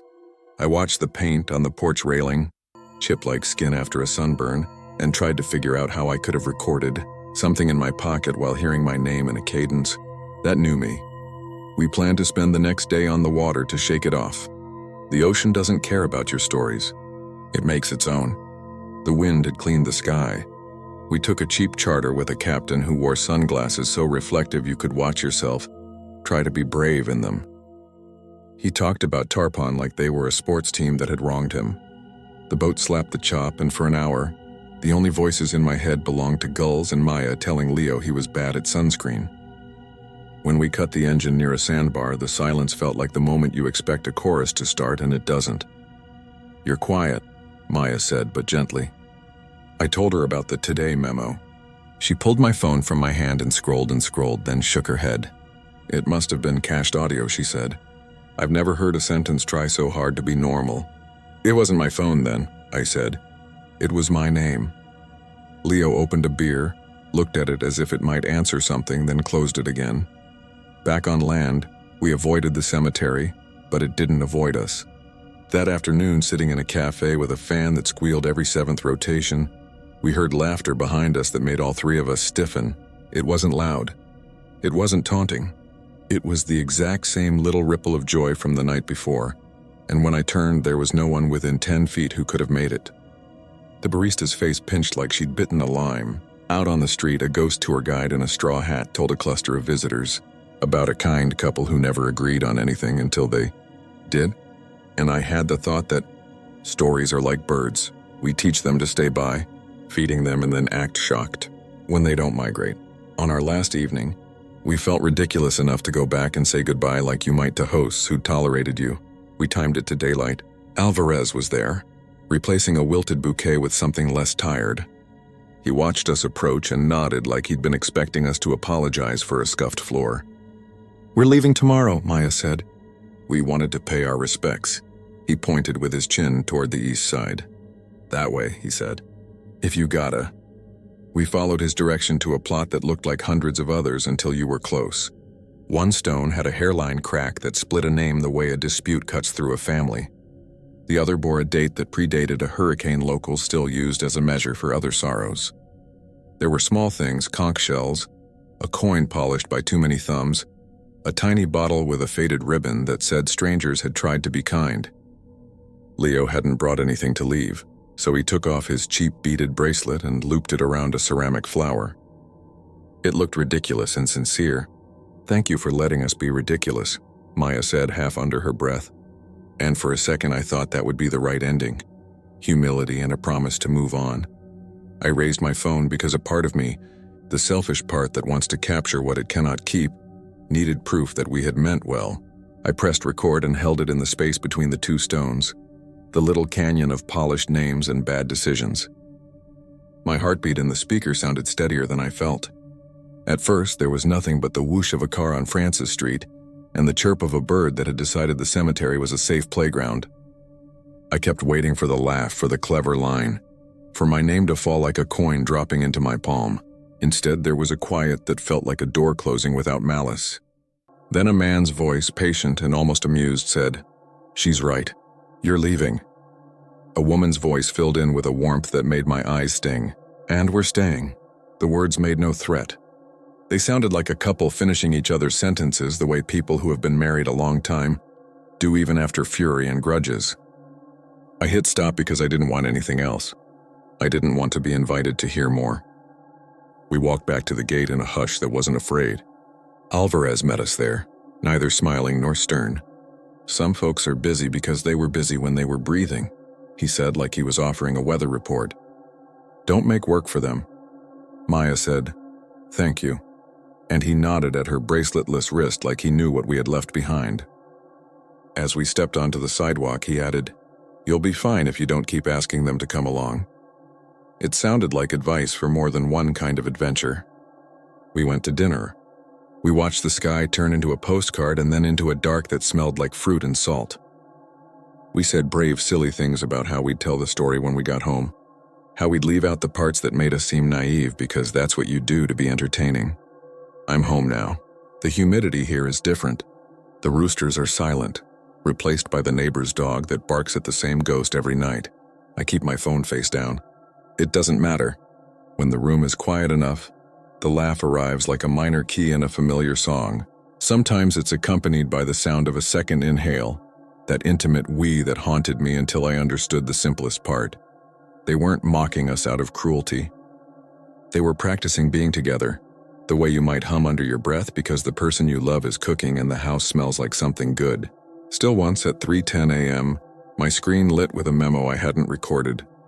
The label said today again, and the waveforms looked like a heartbeat learning to walk. I listened. It was 30 seconds of nothing to anyone else, faint traffic, the static of my blood in my ears, and then a voice I can't place, feminine, patient, said my name as if reading it off a program at a ceremony. She pronounced it with the slight smile of someone happy to see an old guest. And then soft, the same phrase that's been stitched into everything since, found you.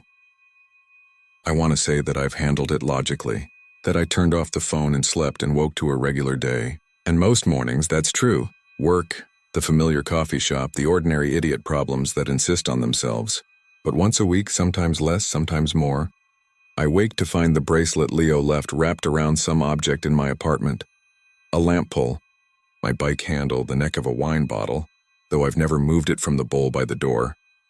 It looks wrong everywhere it appears and then right again in the bowl, like the tide touching and leaving.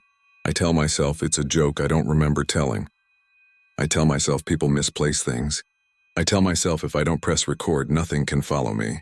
But when the heat comes, on the first truly muggy day of the year, it's enough like Key West to make the air sound like someone about to laugh.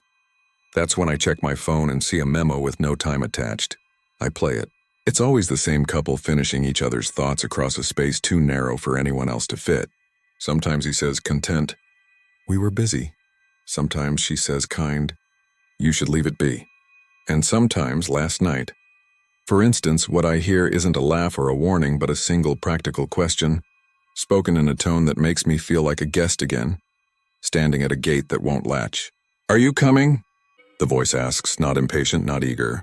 It's an invitation from people who have discovered that staying is its own kind of journey. I don't answer. I don't press record.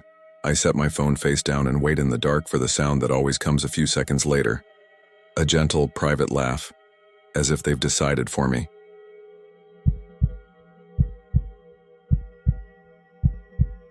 I never meant to write about this.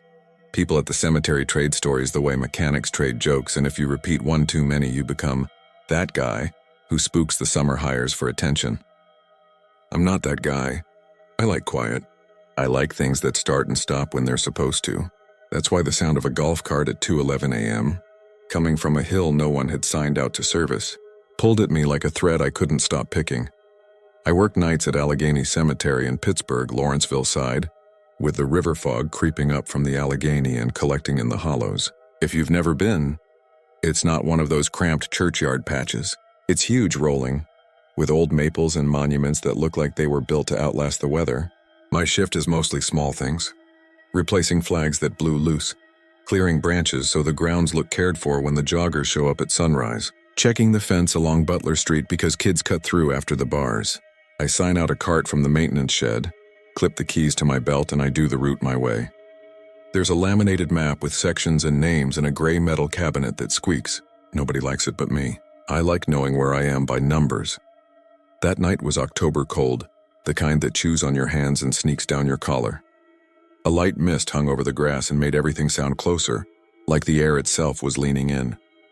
I had my thermos, my headlamp, the big mag light we keep for when the lamps go.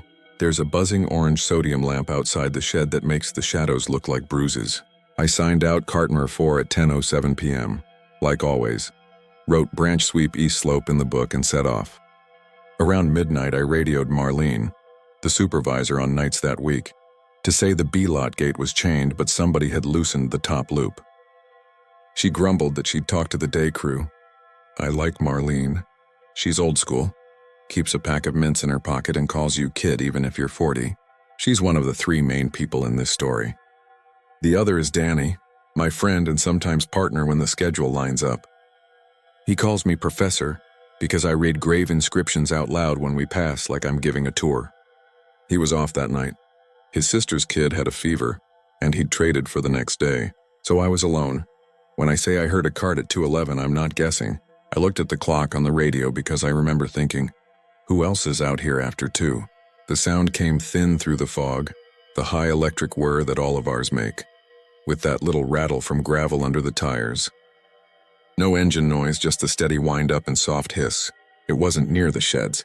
It was farther up, past the chapel lane and toward the ridge where the older mausoleums stand like rows of stone teeth. We don't have gas carts. They're all electric, and we keep them plugged in overnight and rotate them so the batteries don't die early. If you don't sign one out, Marlene chews you out. It's not complicated. Everything is logged. I killed my cart and listened. The sound moved left to right and then stopped. If it had been a prank, kids or some late visitor, there would have been voices. There weren't. The fog was thick enough that my headlamp made a cone in front of me and nothing outside it mattered. I should have radioed. I should have said, Marlene, someone's in a cart up on the ridge. But you don't want to be the guy who calls in a stray noise and pulls cops into a cemetery at 2 a.m. And there's another thing. A few weeks before, Danny told me about a story the day guys pass around. It's about a caretaker who used to run the route in the old days.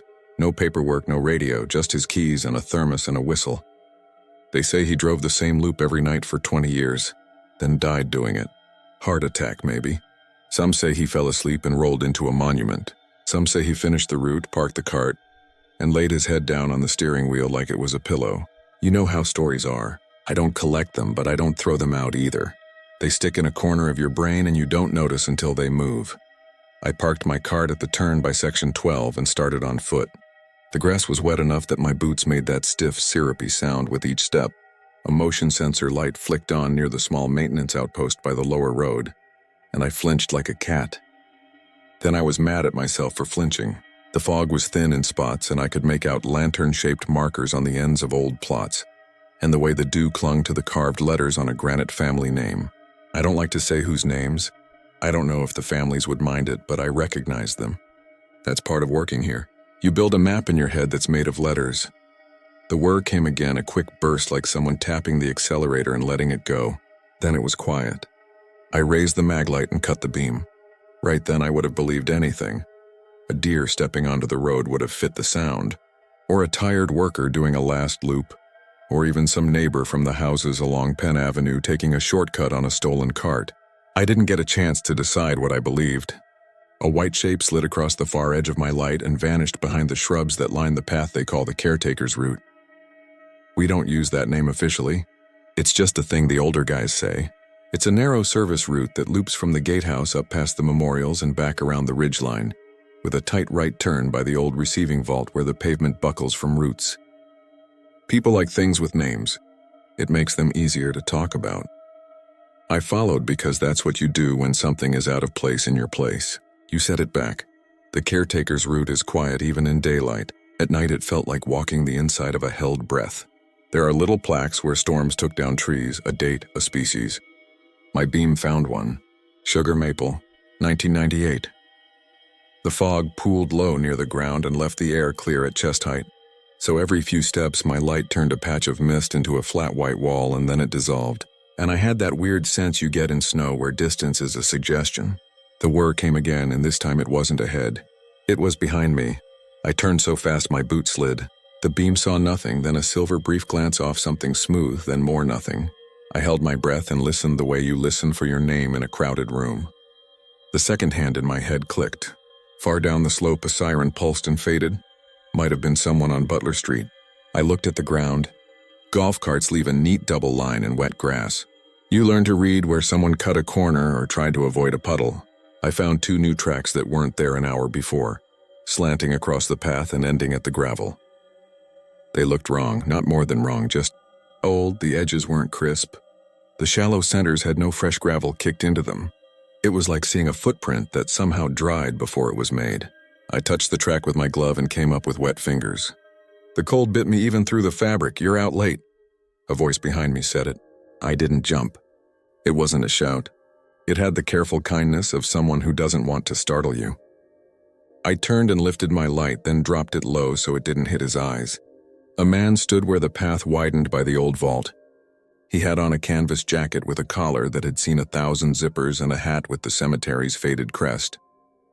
His cart idled beside him, the front wheel cocked at the angle you get when you hop off in a hurry. It was one of ours, but not like ours. Ours are white with plastic roofs and a little clip for a clipboard. His was a pale, yellowed cream with a roof that looked like fiberglass and a cracked vinyl bench. The logo was the same shape but older, the letters thinner. It had no number. Instead, there was a small brass tag, oval, wired onto the dash. The man had a thermos, old steel with a dented cup. He wasn't a shadow. He wasn't transparent. He was just a man. He smiled the way you smile when you recognize a coworker from a different shift. You got the ridge tonight? He asked. I'm supposed to, I said. My mouth was dry. I heard a cart. Thought maybe somebody forgot to sign out. He nodded like that made good sense. Sometimes the pen doesn't catch, that's all. You doing the flags yesterday? Yeah. You line 'em up nice. Kids bend 'em, they don't line 'em up again. You do. I didn't know what to say to that. Compliments are rare on nights. I said thank you because anything else sounded fake even in my head. My light tilted and came up on his face and I had to make myself keep it moving. Keep it pointed away. His face was sun-faded in a way you don't see as much now. Cheeks thin, eyes still and tired. The skin on his jaw nicked where somebody cut themselves shaving in a hurry at least once a week. He looked like any of the older guys. My body wanted to settle into that explanation. He's from another crew. He's doing his job. Say goodnight and go. What's your name? I asked Rick, he said. He watched me like he was waiting to see if that would mean anything. It did, but I didn't know that yet. Rick, I'm supposed to call anything strange in, I said. You got a radio? Marlene'll want to know you're out. He glanced at his card. The little black wedge where our radio's dock was missing. There was an empty square of lighter plastic, like something used to sit there for a long time and was taken off. He patted his jacket pocket instead and a set of keys answered. Heavy, old, chiming together in one of those sounds that lives in utility closets and service hallways. He raised his other hand and I noticed something else. He wore gloves I'd only seen in photos in the break room. A thick knit brown, no rubber grip, just yarn and habit. And his hat with the crest was the version we replaced sometime before I started, threadbare where the embroidered lines met. Sometimes the pen doesn't catch, he said again. Sometimes the pen doesn't catch and sometimes people forget, and it's easier to stay on the route. You take your time coming and going, you get to see who needs company. It helps. Who needs company? He didn't answer that. He stepped into his cart and the spring squealed. The whir came up and the wheel bumped as he straightened out of the angle and set off slow along the curve of the path. He didn't turn on the headlights. He didn't need to. The fog lit him enough, or he lit the fog. I don't know. He drove with his hands under the wheel, knuckles up like a person who's done 1,000 tiny turns around tight corners and doesn't need to see his fingers to know where they are. I followed because I could not think of anything else to do. You don't let someone drive blind on the ridge. It's not safe. Either I was going to call it in and say I followed him, or I was going to follow him and not say anything. Either way, I was behind him as he took the caretaker's route, with the whir like a tinnitus note I kept hearing after it cut off. We passed the receiving vault. You can smell damp limestone when the air is wet enough. The door has a new lock because somebody pried at it last winter. You can still see the scuff marks. He checked it with his keys without actually inserting any. The way you touch your pocket to make sure your wallet's there. He nodded. We passed the mausoleum row and a motion light jumped awake across the way where the statues stand. A figure on one of them threw a long arm of shadow over us like it wanted to point us somewhere and couldn't decide where. Rick slowed. He lifted his thermos and took a sip with the lid still on. It made no sense, and I only know he did it because I watched it happen, and because he looked satisfied afterward, which made even less sense. I could hear the river if I wanted to hear it, soft rush beyond the houses and the bridge, but most of what I heard was him. The whir, the bump, the squeak when the chassis twisted over uneven pavement. It was ordinary. It was so ordinary it made the hair on my arms crawl. I skipped the radio again. Don't ask me why. Maybe because if I called and said, "I'm following a guy who thinks it's 1993, Marlene would drive up with her hazard light snapping, and the spell of how normal this felt would break. And then if it wasn't normal anymore, I'd have to face what that meant. Or maybe because some part of me believed that if I stayed with him, I could put him back where he belonged, back in a story somebody told long after midnight to fill the time. Like a box you keep on a shelf and only take down when the lights are on. We came to the tight right turn by the roots that buckle the pavement. Every new guy scrubs that turn. He didn't.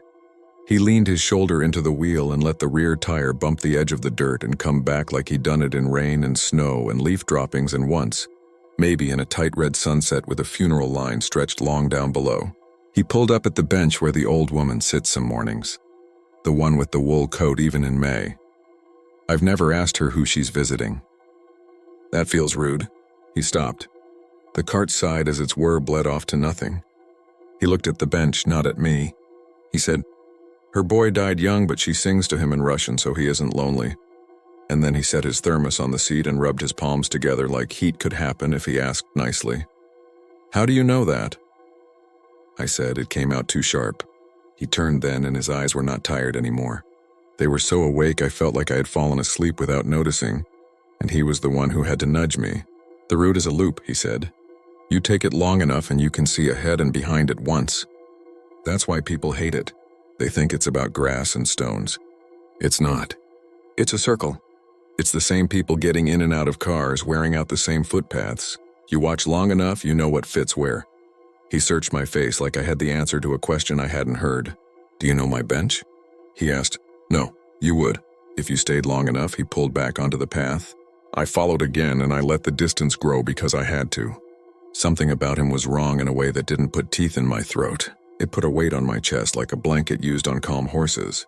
He took the loop past the war memorial where the flags line up like a thinned-out parade. He slowed at a headstone whose name I know because I say it out loud when my brain needs a rhythm. He touched his hat. He did not look at me. The fog moved with him like a dog that knows not to bump your leg. He stopped again by the east slope, the one that collects bottle caps when the wind comes from the river. I thought he was going to pick litter. He didn't. He sat. I came up alongside and kept my light on my boots. If I looked at his face too long, I'd find edges there that would last. He said, "Bad for the wrist tonight," and shook his hands out like somebody with carpal tunnel. "When it's wet, they ache. You're young. Remember to stretch." "I'm really not," I said, because it felt weird to be called young, and I do.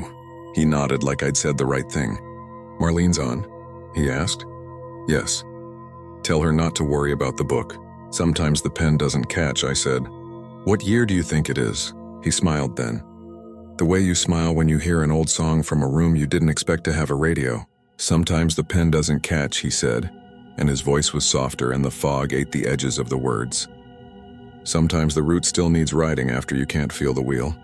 The whir started before he touched the key. I heard it and I didn't. It was like a memory of sound. He pulled away slow and the wheels didn't kick gravel. They were polite. He took the turn toward the gatehouse. Then another that isn't a turn anymore because a row of shrubs went in there 3 summers back. He passed right through where they should have been. I saw it. I saw his cart go where my cart couldn't go without ripping green, and no leaves moved. And the fog parted the way your hand parts the steam above a kettle. And then he was gone around a corner that has not existed since I started. I ran after him. I'm not proud of that. I ran like a kid, headlamp bouncing stupidly, breath loud like someone else was doing the running for me. At the gatehouse, the night security guy, Leon, had his feet up on the little stool. He lowered them when he saw me because he's polite, and because he doesn't want me telling Marlene he naps. I tried to look normal. I said someone was out on a cart and he said nobody had come through. His coffee smelled like sweet cream. He asked if I wanted to check the sign out. We went into the little office with the peeling white paint and the corkboard where the day shift posts bake sale notices. There's a metal desk with a drawer that's permanently bent. The sign-out book sat on top, open to the night. It had my 10:07 and 2 lines later in a different hand, a 10:28 for a cart number 2 that Danny signs out when he's here. The name next to it wasn't Danny. It was R. Mallory in a careful block print that had bled a little where the pen pressed too long on the downstrokes. "I didn't see anybody at 10, Leon said. "Nobody came through." "You got cameras," I said. "We'll see them." I wanted to hear myself be reasonable. I wanted to prove to the part of my voice that was trembling that there's a clip for everything. A rectangle with pixels that add up to a person who opens a door and walks through, and the door shuts and the rectangle can be rewound and paused and pointed to. Leon shrugged. "Feed's squirrely tonight," he said. "Fog plays tricks. I can roll it back." He rolled it back and the screen showed the gatehouse door from high across the room, a fisheye view that makes everyone look like their legs don't know about their shoulders. We watched me come in at 2:31 and point at the sign out. We watched me circle the desk with the discreet panic of someone afraid they're going to cry in front of another man. We rolled back to 10. There was an empty room. There was a clock in the corner that said 10:28. There was the book closed. Nobody came in. Nobody wrote anything. At the bottom edge of the screen there was a blur like a sleeve. It flickered, then steadied, then flickered. The blur leaned over the desk and the book opened all by itself as if the weight of an invisible arm settled on the page. The shape of a hand that wasn't there took a pen that wasn't there and pressed down in steady strokes, and the page accepted 4 letters, then a pause, then a dot that hung in the air an extra second like a caught breath. R. Mallory, 10:28. "Cartner 2, Leon said. Huh. Like the world had just become a magic trick and he wasn't sure if he should clap. I took my radio off my belt and pressed the button. It stuck. The rubber around it has a crack and sometimes it gums when it's cold. I had to pick at it with my fingernail. When it popped loose, the noise that came out was the sound of the cart's whir, even though nobody was touching the key. I let go. It cut off. I pressed again and it was just static. Leon said, "Fog plays tricks." Again. Because he is a man who likes things to be in order, and the phrase is another way of making a box for what doesn't fit. I didn't tell Marlene right then. I finished the rest of my sweep. I walked more than I rode. The fog lifted a little and I could see the high blinking lights on the 40th Street Bridge like red punctuation in the dark. I listened hard for the whir and only heard my boots and one fox barking somewhere outside the fence. At 3:42 I looped back to the shed and plugged Cartboy 4 in and I wrote, "Branches cleared, gate checked, flags in the book on my line," and I did not look at any other line. In the morning I got 2 hours of sleep in my little apartment over the bar on Penn Avenue, the kind of sleep where your brain keeps your eyes open behind them. And then I went back because days are friendlier. People eat donuts in daylight and laugh in short bursts and call each other by last names like they're baseball coaches. I needed that. Marlene pulled me by the elbow before I had my coffee. "You see the sign out last night?" she asked. I said yes. She tapped the book with a fingernail she keeps clipped short and square. "Haven't seen that name in a while," she said and waited. I didn't make her say it. "Rick Mallory," I said. The way she looked at me decided something old between us that we hadn't known was undecided. She had that look you wear when you choose not to laugh because you don't want to be the person who makes it hard for someone to tell you a truth. "He was before my time," she said. "But my first supervisor knew him. He died on the route." Heart just stopped. They said he parked the cart like a gentleman and put his head down like he was tired. "What year?" I asked. 94? 5? She frowned. 30 years. "Don't put it in your reports." "Not because I don't believe you." She ran her thumb over the R like she was taking a splinter out of her own hand. "Because nobody needs to read that." "It's not a thing you fix," I said. "Why does he sign the book?" "So you know you're not alone," she said. "So you keep the route." At lunch, Danny came in jangling his keys and telling me about his nephew's fever breaking and the way toddlers bounce back like rubber balls. I told him and watched his face go serious the way it does when a prank is on deck and he doesn't want to play. "Marlene ever show you the old map?" he asked. He went to the squeaky gray cabinet and hauled out a folio I'd seen and never opened, because the elastic was broken and those are the kinds of things I don't touch unless someone says. Inside was a hand-drawn loop in pencil, a path through sections that changed names since, connecting dots on the hill like a slow constellation. In the corner, someone had written caretaker's route in a neat script. The date said 1978. A coffee ring turned one of the 8s into a teardrop. In small letters below, someone had added RM. I didn't sleep well after that. When you spend your nights with names that people carve to be permanent, you respect them. You speak softly without noticing, but the route is ours, not theirs. It's for the living.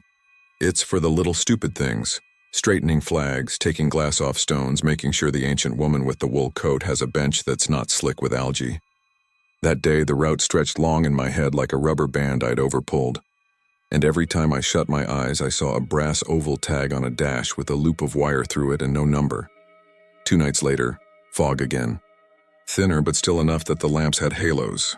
The whir started at 1:53 this time, up by the section where the stones are low to the ground and the paths are more like thoughts than roads. This time I radioed before I moved. I said, "If you see cart number 2, it's not me," and the channel stayed quiet like the system was listening on purpose. I put the cart in neutral and rolled to lessen noise, which is silly because the gravel still spoke. I took the caretaker's route because you don't cut cross when the grass is wet unless you have to. When I came around the bend by the vault, the bench had the old woman's wool coat folded on it like a visitor had left for just a minute. There was a folded paper cup on top, the kind you get water in from a cooler at a ball game. The coat wasn't damp. It should have been. I found tire tracks again at the place where shrubs used to break the shortcut. They went where the path used to be, not where it is. And they stopped mid-curve turn, which is not a thing that tracks do. Because tracks are the memory of a thing moving, and memories do not stop unless the thing stops. My light found a set of keys lying in the grass by the old line of the path, half pressed into the earth like someone had set them down, and then the grass had grown around them. They didn't look rusty.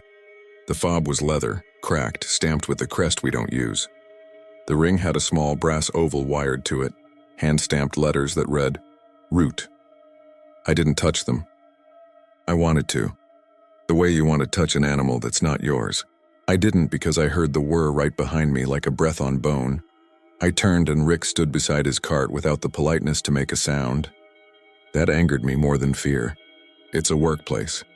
You don't sneak up on co-workers. You say something. You should use your radio, I told him absurdly. It's for safety.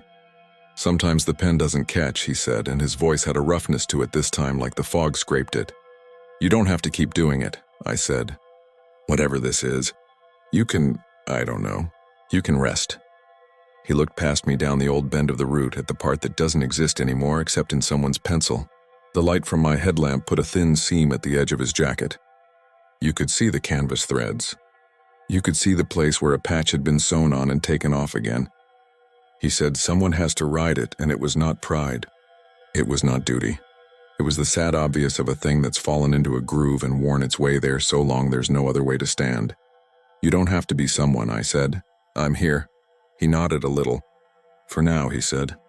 Until your sister's kid gets a fever, or your mother needs you to drive her to the doctor, or you get a job somewhere flat and bright.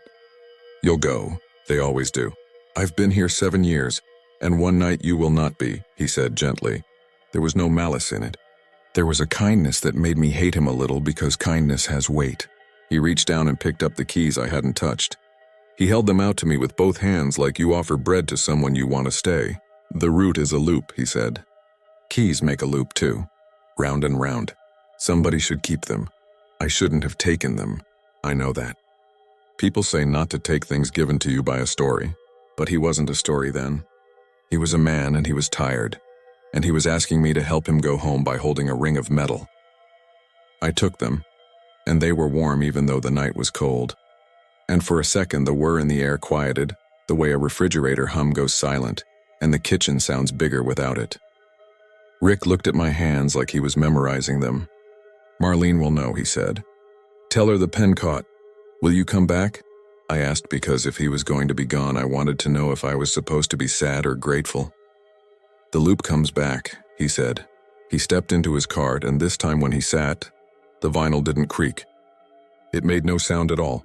The whir rose soft and folded back into itself, and he turned toward the line that didn't exist and drove down it with the easy hand of someone showing you where something used to be. He passed through the shrubs like fog again, and the trail of his going was not light or shadow, but the feeling you get when someone you know leaves a room and you still think they're in it because your body hasn't told your head. I held the keys until my hand hurt. Then I put them in my coat pocket and finished the night because I didn't know what else to do. And because the flags don't straighten themselves. At dawn, the fog cleared in a way that felt like something unlocking. The old woman with the wool coat came up the hill with a paper bag that clinked, and she sang a little bit under her breath in a language I don't speak. And she touched the bench like you pat a dog's head. I wanted to ask her if she remembered a man with a dented thermos. I didn't. I gave the keys to Marlene on her first cigarette of the morning. She didn't smoke in front of me much, she's polite like that, but she'd lit up before she saw me. I handed them to her without the story, and she took them without surprise. She turned the brass oval in her palm. Her eyes got shiny and then did not. "We used to keep these in a drawer," she said. "They went missing after his funeral. Or maybe no one looked hard." She put them in her pocket. "I'll put them back," she said, and I don't know which back she meant. After that, the sound came less. It's been months now and I hear it only sometimes, far off, like the last car on a highway you forgot was there. When it comes, it doesn't make me jump. It makes me check the flags with more care. It makes me say the names out loud in the old part where the stones lean. Danny says I look farther away when I'm standing still. He says my route takes longer and I tell him that's because I'm thorough. He doesn't argue. He's a good friend. We had new cameras installed after the fog night. They feed to a better monitor that doesn't fisheye your legs. They're supposed to be harder to trick. A week after that, Leon told me the footage kept glitching at 10:28. "Like the clock stutters," he said. "Like it gets stuck on a number." I didn't ask him to show me. I like the idea of not knowing things on purpose. It's a boundary. We need those here. Everyone does. Sometimes driving the loop, I take the tight turn by the roots and I don't scrub it. My hands go under the wheel without thinking. My wrists remember a stretch they didn't do. My radio catches static that sounds like a breath. Once, just once, I pulled up at the east slope and a thermos was sitting on the bench. It was old steel with a dent. The lid was on. I sat beside it for a full minute and listened to the way the wind finds different music in the trees on different nights. Then I left it there because not all items are for you. When I returned an hour later, it was gone. That same hour, the sign-out book had a new entry. 10:28, R. Mallory, cart number 2. The ink looked dry like it had been there for 30 years. If you go to Allegheny at dawn, you might see a man in a canvas jacket check a lock without turning a key. You might hear a whir where the fog thins. If you look down, you might see tire tracks that begin and end wrong in the wet grass. If you're me and you sign out cart number 4, you might feel a weight. To the keys Marlene still keeps in the gray squeaking cabinet, the set with the brass oval that says route, like a coin you carry for luck that doesn't belong to you but rides your pocket anyway. And if you're anyone, and you walk the caretaker's route long enough, you might notice it feels like the loop was drawn around you rather than you choosing it. Like a simple line someone sketched on paper that found a way to be real ground and asphalt. And the more your boots know it, the more it knows you back. I don't know what the rule is for a man finishing a job he started 30 years earlier. I don't know whether he's stuck or whether I am. I just know the word doesn't sound like a warning anymore. It sounds like a courtesy. It sounds like someone saying, "I'm on my way." You don't have to hurry, but don't dawdle either. Last night, as I plugged my cart in, I checked the sign-out book without meaning to. Nobody had written 10:28. The line was blank and perfect. I thought about taking a pen and pressing hard, just to see if the page would dent where an invisible hand expected it. I didn't. I closed the book and the cabinet squeaked and the sodium lamp outside buzzed like it always does. On my walk to the gatehouse, I passed the bench where the coat sometimes waits. There was a cold ring on the wood where a thermos had been. When I stepped into it, the damp came up through my boot soles like a memory. Something brushed my sleeve, not a hand, not wind exactly, but a decision settling. I stood still and said, "Good route," under my breath, the way you tell a coworker good night without looking up from your paperwork. The air made no answer I could hear. Somewhere on the ridge, a cart whirred, quick and light, and then quieted like a breath held and let go. When I let myself out the gate onto Butler Street, I had the sense I get sometimes leaving late movies, that the world outside the theater is too bright and people are loud on purpose, and that if you turned back, the screen would still be glowing by itself. Some nights, Walking up my stairs over Penn Avenue with the hum of the bar below and the TV glow through somebody's uncurtained window. I hold my keys and they feel heavier than they should, and my hand keeps wanting to circle them. Loop and loop. The way you do when you're nervous and you don't know you're nervous. I sleep and sometimes I don't. When I do, I dream of a path that goes where shrubs used to be, and a cart that moves polite, and a man who does not stop because stopping is not in the route. I wake up with the sound in my ears and the simple certainty that tomorrow night, if the fog lifts just wrong, I'll hear it again, and I'll check the book at the gatehouse, and whether the pen catches or not, someone will have made the loop.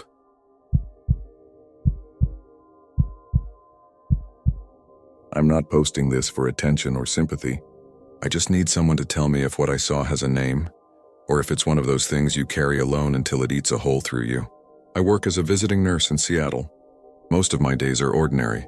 Spill-proof mugs, pill organizers with days of the week, blood pressure cuffs that barely fit around those white terry cloth sleeves older folks love. I keep a little notebook clipped inside my jacket where I write temperatures, notes about appetite, stupid jokes my patients tell me so I can laugh at them later to keep from crying in my car. That's probably an unprofessional confession, but I'm not writing this as a nurse tonight.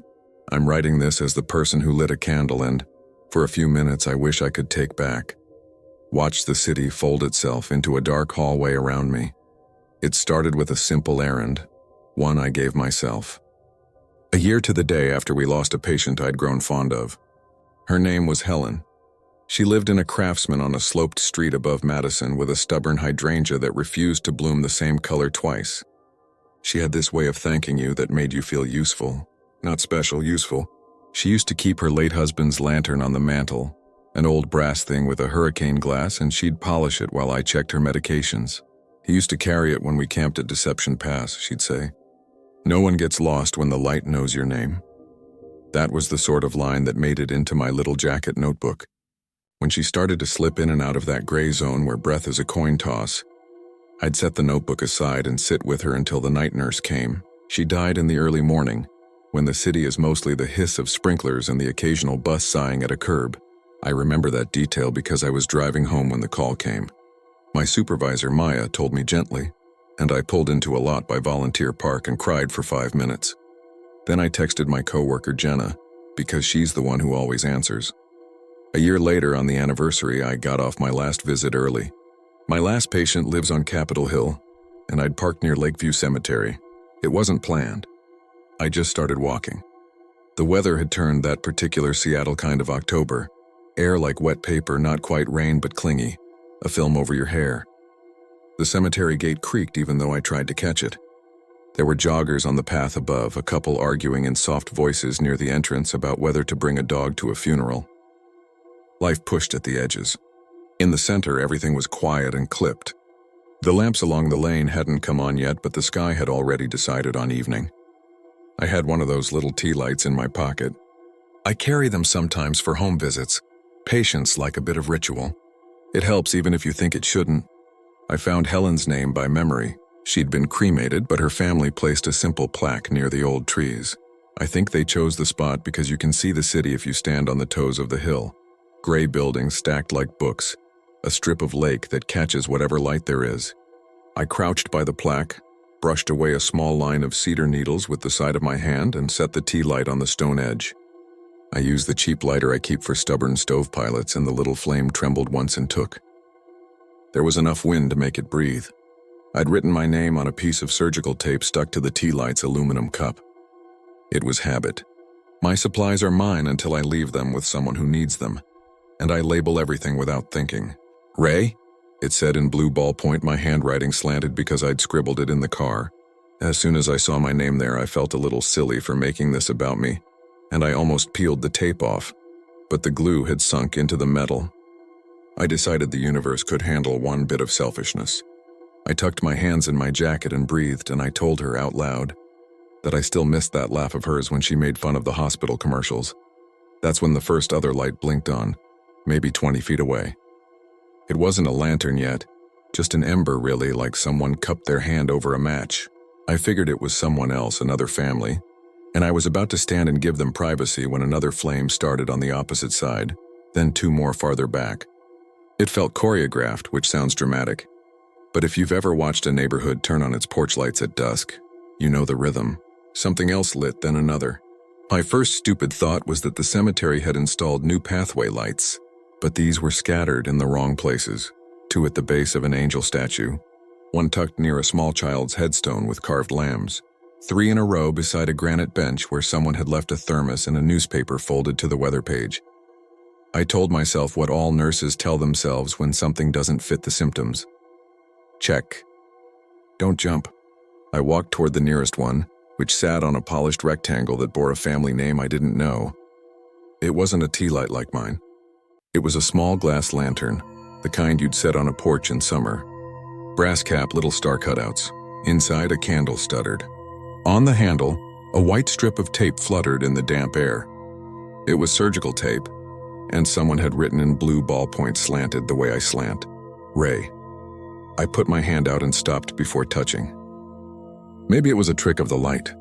I bent closer. The same caps lock R I've hated since 3rd grade because my teacher circled it and wrote too dramatic. The same tail that I put on my E when I write fast.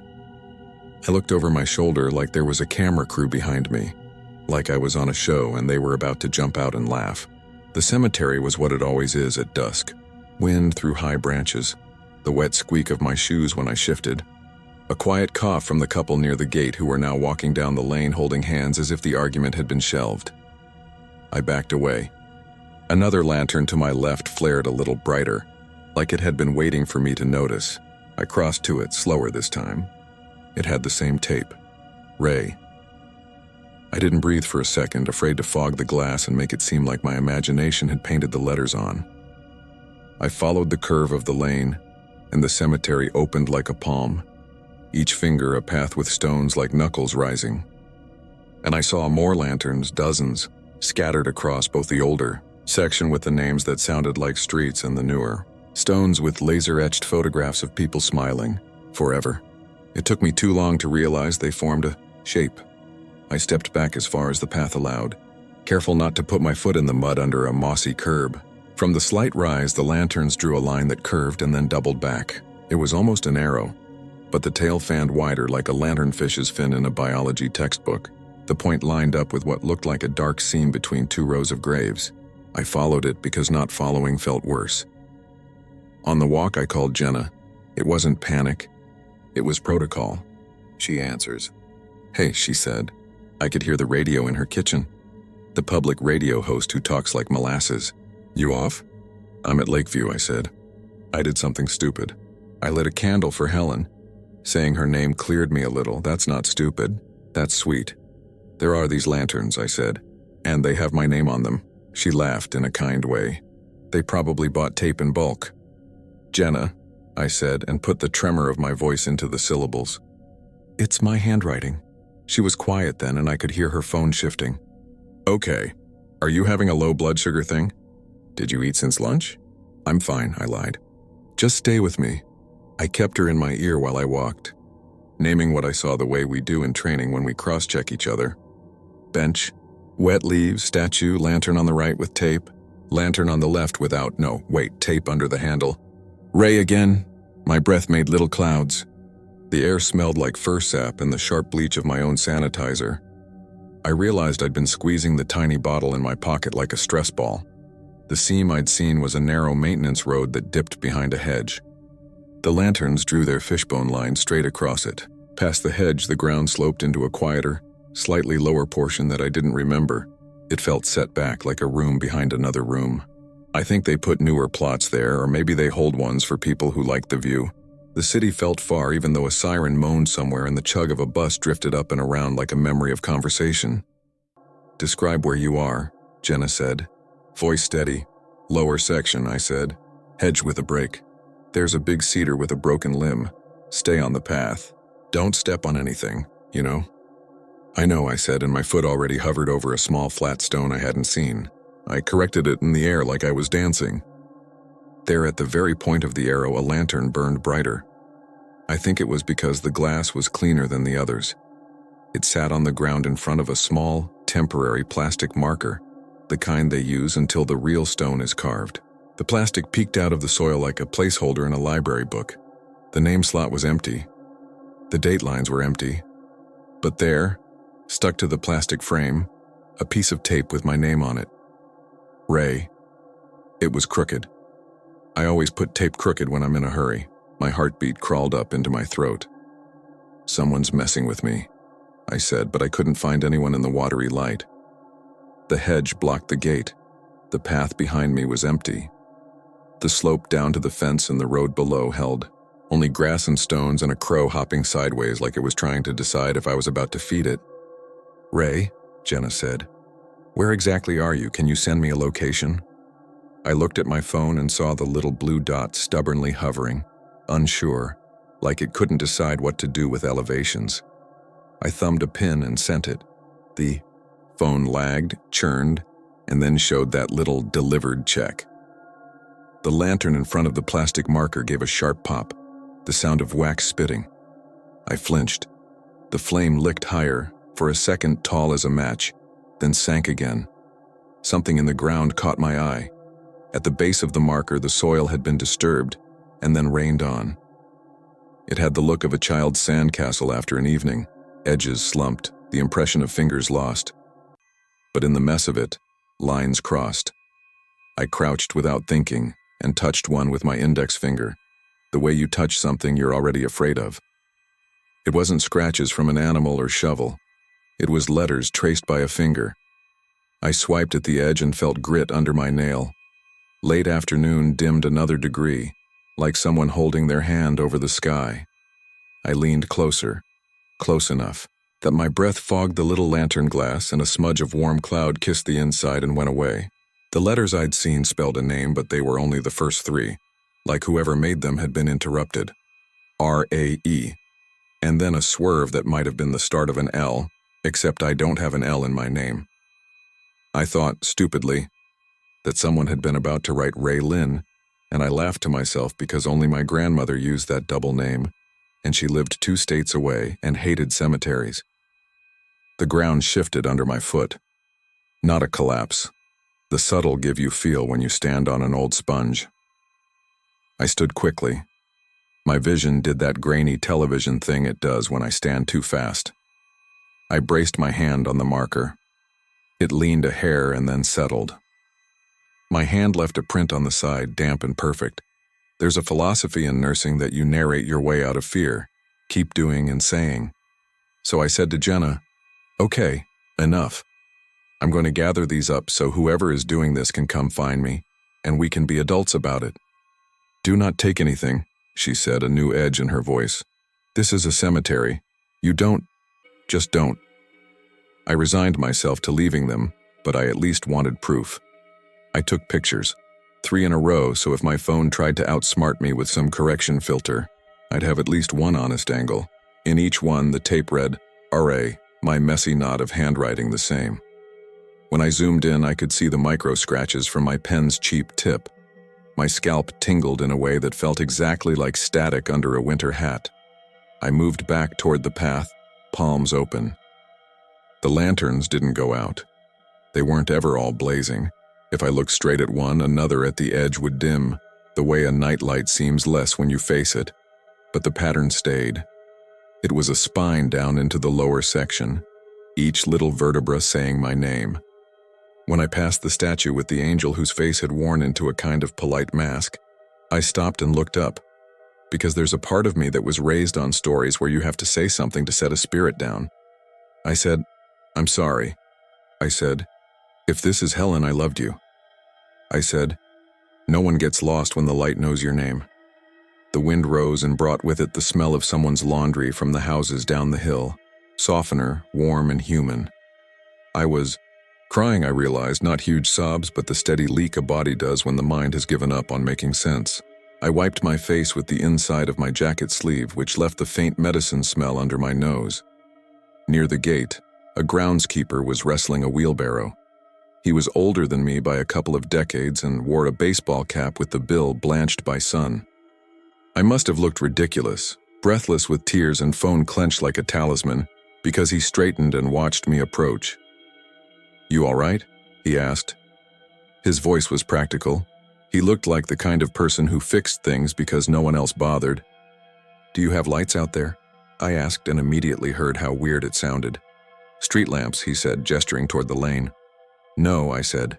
"In the graves. Little lanterns." He stared at me the way people do when they're trying not to say, "Are you okay?" Then he thumbed the edge of his cap. "We don't place anything," he said. "Families do sometimes. We clear them after a while if they're a hazard." "They have my name," I said, and showed him my phone. He squinted and then held the phone at arm's length the way my father does. "See?" I said. "It's my handwriting." He made a sound in his throat, something between skeptical and sympathetic. "Could be a coincidence," he said, though he didn't say it like he believed it. He handed the phone back. "If folks are putting things with candles on the grounds, they usually come back to blow them out. We don't like to leave flame overnight." He glanced at the sky, as if to remind me that night was already here, whether the lamps had admitted it yet. Behind him, the couple who'd been arguing earlier passed me, the man giving me that worried stranger look, and the woman avoiding my eyes entirely. A police cruiser rolled by on the road below the fence, blue top lights unlit. A crow on the fence clicked its beak and hopped sideways again, one eye on me. Jenna texted then, "On my way, 10 minutes, don't move." "I have to stay," I told the groundskeeper, not sure whether I was asking permission or confessing to something. "You can stay till close," he said, glancing at his watch.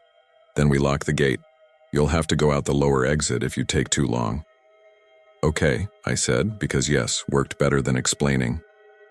He wheeled his barrow into a shed with a door that thunked like it had stories, and I stood by the gate until Jenna's hatchback pulled up. She got out with her hair stuffed under a beanie and that jacket she uses for everything, the one with a coffee stain shaped like a continent.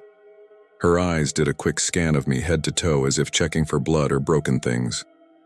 Finding none, she made a face I've seen her make on night shift when someone tells her to calm down. "Show me," she said. Walking back with Jenna at my shoulder felt like stepping behind a friend into a dark room. Still scary, but now you have a shape to follow. She kept her hands in her pockets and her jaw set. When we cleared the hedge and the lower section opened, she stopped.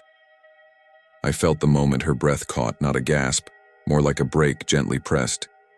We stood together and watched the nearest lantern wink twice and steady. The tape flapped once against its handle and settled. Jenna whispered, "Okay." She leaned down and peered at the letters the way I had. She chuffed a little laugh that wasn't humor. "It's your R," she said. "God, it's even your arrogant little tail on the E." I wanted to be angry at her for calling my handwriting arrogant. I was grateful for it instead. Anger is something to hold. We followed the line to the plastic marker. Jenna crouched and touched the soil with 2 fingers. "Someone's messed with this," she said. "It's fresh." "It's the anniversary," I said, and realized how absurd that sounded, like I was confusing holidays. I took another photo. My phone struggled with the low light now. The image fuzzed at the edges as if the pixels didn't want to commit. I snapped a second, a third. In the third, I saw something that made my stomach cold. Behind the plastic marker, farther down the slope, a second plastic marker stared up. Tilted, mud-caked, unremarkable except for its tape. On it, the name line wasn't blank. Someone had scrawled a word in block letters too large for the slim white strip. Ray. No dates. Just that. The lantern beside it was unlit. Dark glass swallowing the last of the evening. "I didn't put that there," I said, and hated how defensive I sounded to no one. Jenna stood. "Okay," she said, and in that single word I heard nurse mode fully engaged. "We are leaving and we are calling someone. Not because I think this is criminal, God, I don't know, but because if it is, you do not get to be the punchline later." We turned toward the path.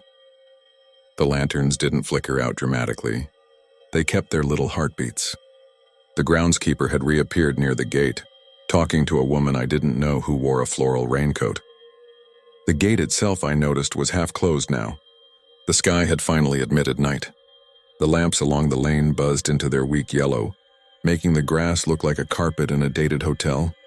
We made it to the top without anything chasing us, which is a stupid sentence, but I need to write it because that was part of the fear, that something would run at us with a noise we couldn't name. The groundskeeper lifted a hand.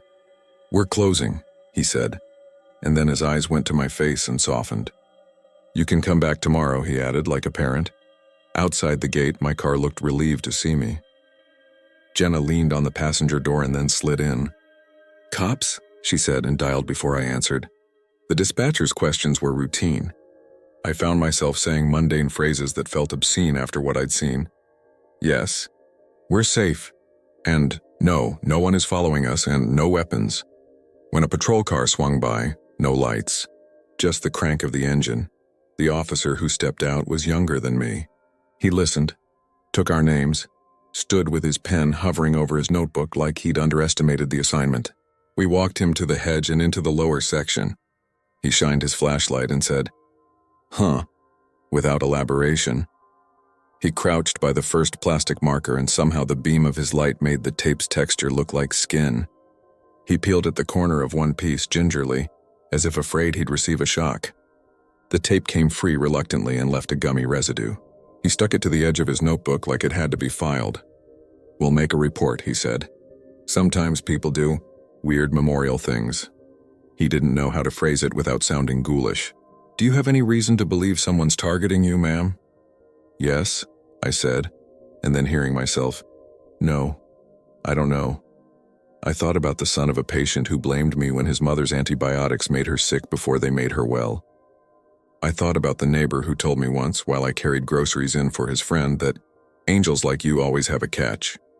I thought about every stranger on a bus who'd looked too long. Then I remembered what guild we all join sooner or later, the one where time itself seems like a person we can anger. "I think the cemetery is targeting me," I said, which made Jenna snort, though not unkindly. He gave us the small card with the non-emergency number and the case reference. We watched him stroll back to his cruiser at a normal pace, the way cops walk when everything is ordinary. He sat in his car a minute and then drove away, obedient to the city's speed limits and the way the hill makes engines hum. Jenna didn't want to leave me alone that night. I let her follow me home, and she came up the steps to my apartment like she had a right to. The neighbor across the hall, a retired teacher who wears slippers outside, opened her door and peered at us and said, "Oh good, you're back," as if she'd been waiting to tally me safe. I smiled as best I could and said something about a long day. My cat, who gives affection like she's paying off a debt, wove around Jenna's ankles and then mine. I made tea with hands that dared me to drop the kettle. I slept badly. I dreamed in fits, all those messy nurse dreams where you forget a medication, and then realize the patient is your 6th grade English teacher, and she's grading you on your pulse. At 3 a.m, I woke with that cold on the inside feeling you get when a nightmare chooses to follow you. The room was quiet. The city was the same hush it had been the morning Helen died. I went to the kitchen for water and failed at not looking out the window. Across the street, the apartment building opposite mine has a small veranda with terracotta pots that hold more dirt than plants. On the railing, there was a tiny light, a lantern. It wasn't brass. It was the glass kind you buy in a pack of 6. I told myself it was someone's fairy lights or a candle to warm a potted plant. Then, because my brain is a mean friend, I looked harder. The little tail of tape hung from its handle and lifted when the draft snuck in under the window frame. Blue ballpoint, slanted, Ray. The letters were a smudge at this distance, but my body knew them. It knows how they sound when the pen drags on a paper cup. I should have called Jenna. Instead, I stood at the window with my hand on the cold glass until the light dimmed. It didn't go out. It simply softened to the barest suggestion of a glow, like something that decides after a moment of showing off to keep watch in a less offensive way. I backed away from the window as if it could see me. I crawled back into bed and lay on my back and counted my breath like I teach patients who can't sleep to do. In the morning, I told myself the lanterns would be gone. I checked my phone for the photos before I checked anything else, and they were there. A row of doubt I could scroll with my thumb. At noon, on my way to an appointment near the hill, I drove past the cemetery. I didn't stop. I tried not to look. The hedge made its tidy green wall. The gate was open and a floral raincoat walked inside. I could see the groundskeeper's cap bobbing near a cart, and the angle of his shoulders told me he was talking to someone. I told myself to keep going, and I did. But I spent the rest of the day with a new habit, At every house, before I rang the bell, I checked the porch for a small glow. At every sink, when I washed my hands, I watched the mirror for a flicker behind me that wasn't the bathroom's struggling light. 2 days later, I went back. I told myself it was to prove the world had reset. I told myself it was to take the tape off and throw it away and laugh at how a person can weave herself into any story, if she's lonely enough. I parked outside and walked in. The lower section looked like a field waiting for rain. The lanterns were gone. The plastic marker had been swapped for a small granite rectangle with a surname I didn't share. The residue of tape made a faint gray border around the words. Under the large letters, someone had scratched lightly with a key, maybe, or the wire on an old bouquet. The scratches didn't spell anything. They moved like a hand learning to write again. I stood there long enough for a couple pushing a stroller to sidestep around me, and I realized I didn't want to be the woman who haunted a graveyard with a story. I turned and left. On the path, a child stopped and pointed at the statue and said, "She's looking at me." And the father said, "It's just the way they carve eyes." And the child said, "No, she sees me," with a fear I recognized. I still work. The month rolled over, and with it the schedules and the pillboxes. If you met me, you'd say I was fine. I can tell you the best route to avoid the Pike Pine mess at 4, or where the bus still stops even though the sign says not here. I can make a banister look festive with those battery-powered flameless candles, and my patients are delighted, and I've stopped putting tape on them. The thing I haven't told anyone, not even Jenna, is that the lanterns haven't entirely let me go. It's not every night, and it's never while I'm driving or busy or loud. It's when a room hushes itself. It's when the rain gets that soft personal sound. A small glow will appear in the corner of wherever I am. Once it was in the reflection of my microwave, more ghost than light. Once it was under the chair in a patient's sunroom, and when I bent to look, it was only the way the wood caught the afternoon. And once this morning, it was the reflection of the sunrise off a neighbor's window, except a little tail of tape fluttered in a wind that hadn't started yet. I blinked and it was a sunbeam again, dust doing its lazy dance. I don't know what it wants, if it's a it. I don't know if I did something wrong by lighting that tea light, if I wrote my name on the wrong object in a world that takes names seriously. I know this. There was a lantern at the end of that fishbone line that burned higher than the rest, and it sat in front of a place that waited, patient, absent of letters. When I think of that, my chest tightens like someone cinching a tie. I hear Helen's voice very clearly sometimes when the house is quiet and the heat knocks in the pipes. "No one gets lost when the light knows your name," she says kindly, like she's reminding me of how to fold towels. I've started carrying 2 things I didn't used to: an extra pen and a roll of label tape that lives at the bottom of my bag. I tell myself it's to label meds or plants or chargers for families who don't have the energy to keep track of their own stuff. But last night I took the tape out and looked at it under my kitchen light, and the end was already curled like it had been peeled and reset 100 times. I haven't written my name on it since the cemetery. I haven't peeled it and stuck it anywhere. I picture a place that I can't see yet, a spot on a hill I don't own in a row I don't visit, and there's a small plastic marker resting in soft soil with a strip of tape crooked on its face. Maybe the groundskeeper will replace it with stone someday. Maybe he won't need to. I'm not asking for help. I don't think this is the kind of story that can be helped. I just wanted to set it down somewhere before the letters inside me wear smooth. If you walk through Lakeview and see a little glow where it shouldn't be, check for wind and reflections and your phone being stupid. Check for all the ordinary explanations first. If you run out of them and the light is still there, don't say my name out loud. Even if you think you're alone, especially then.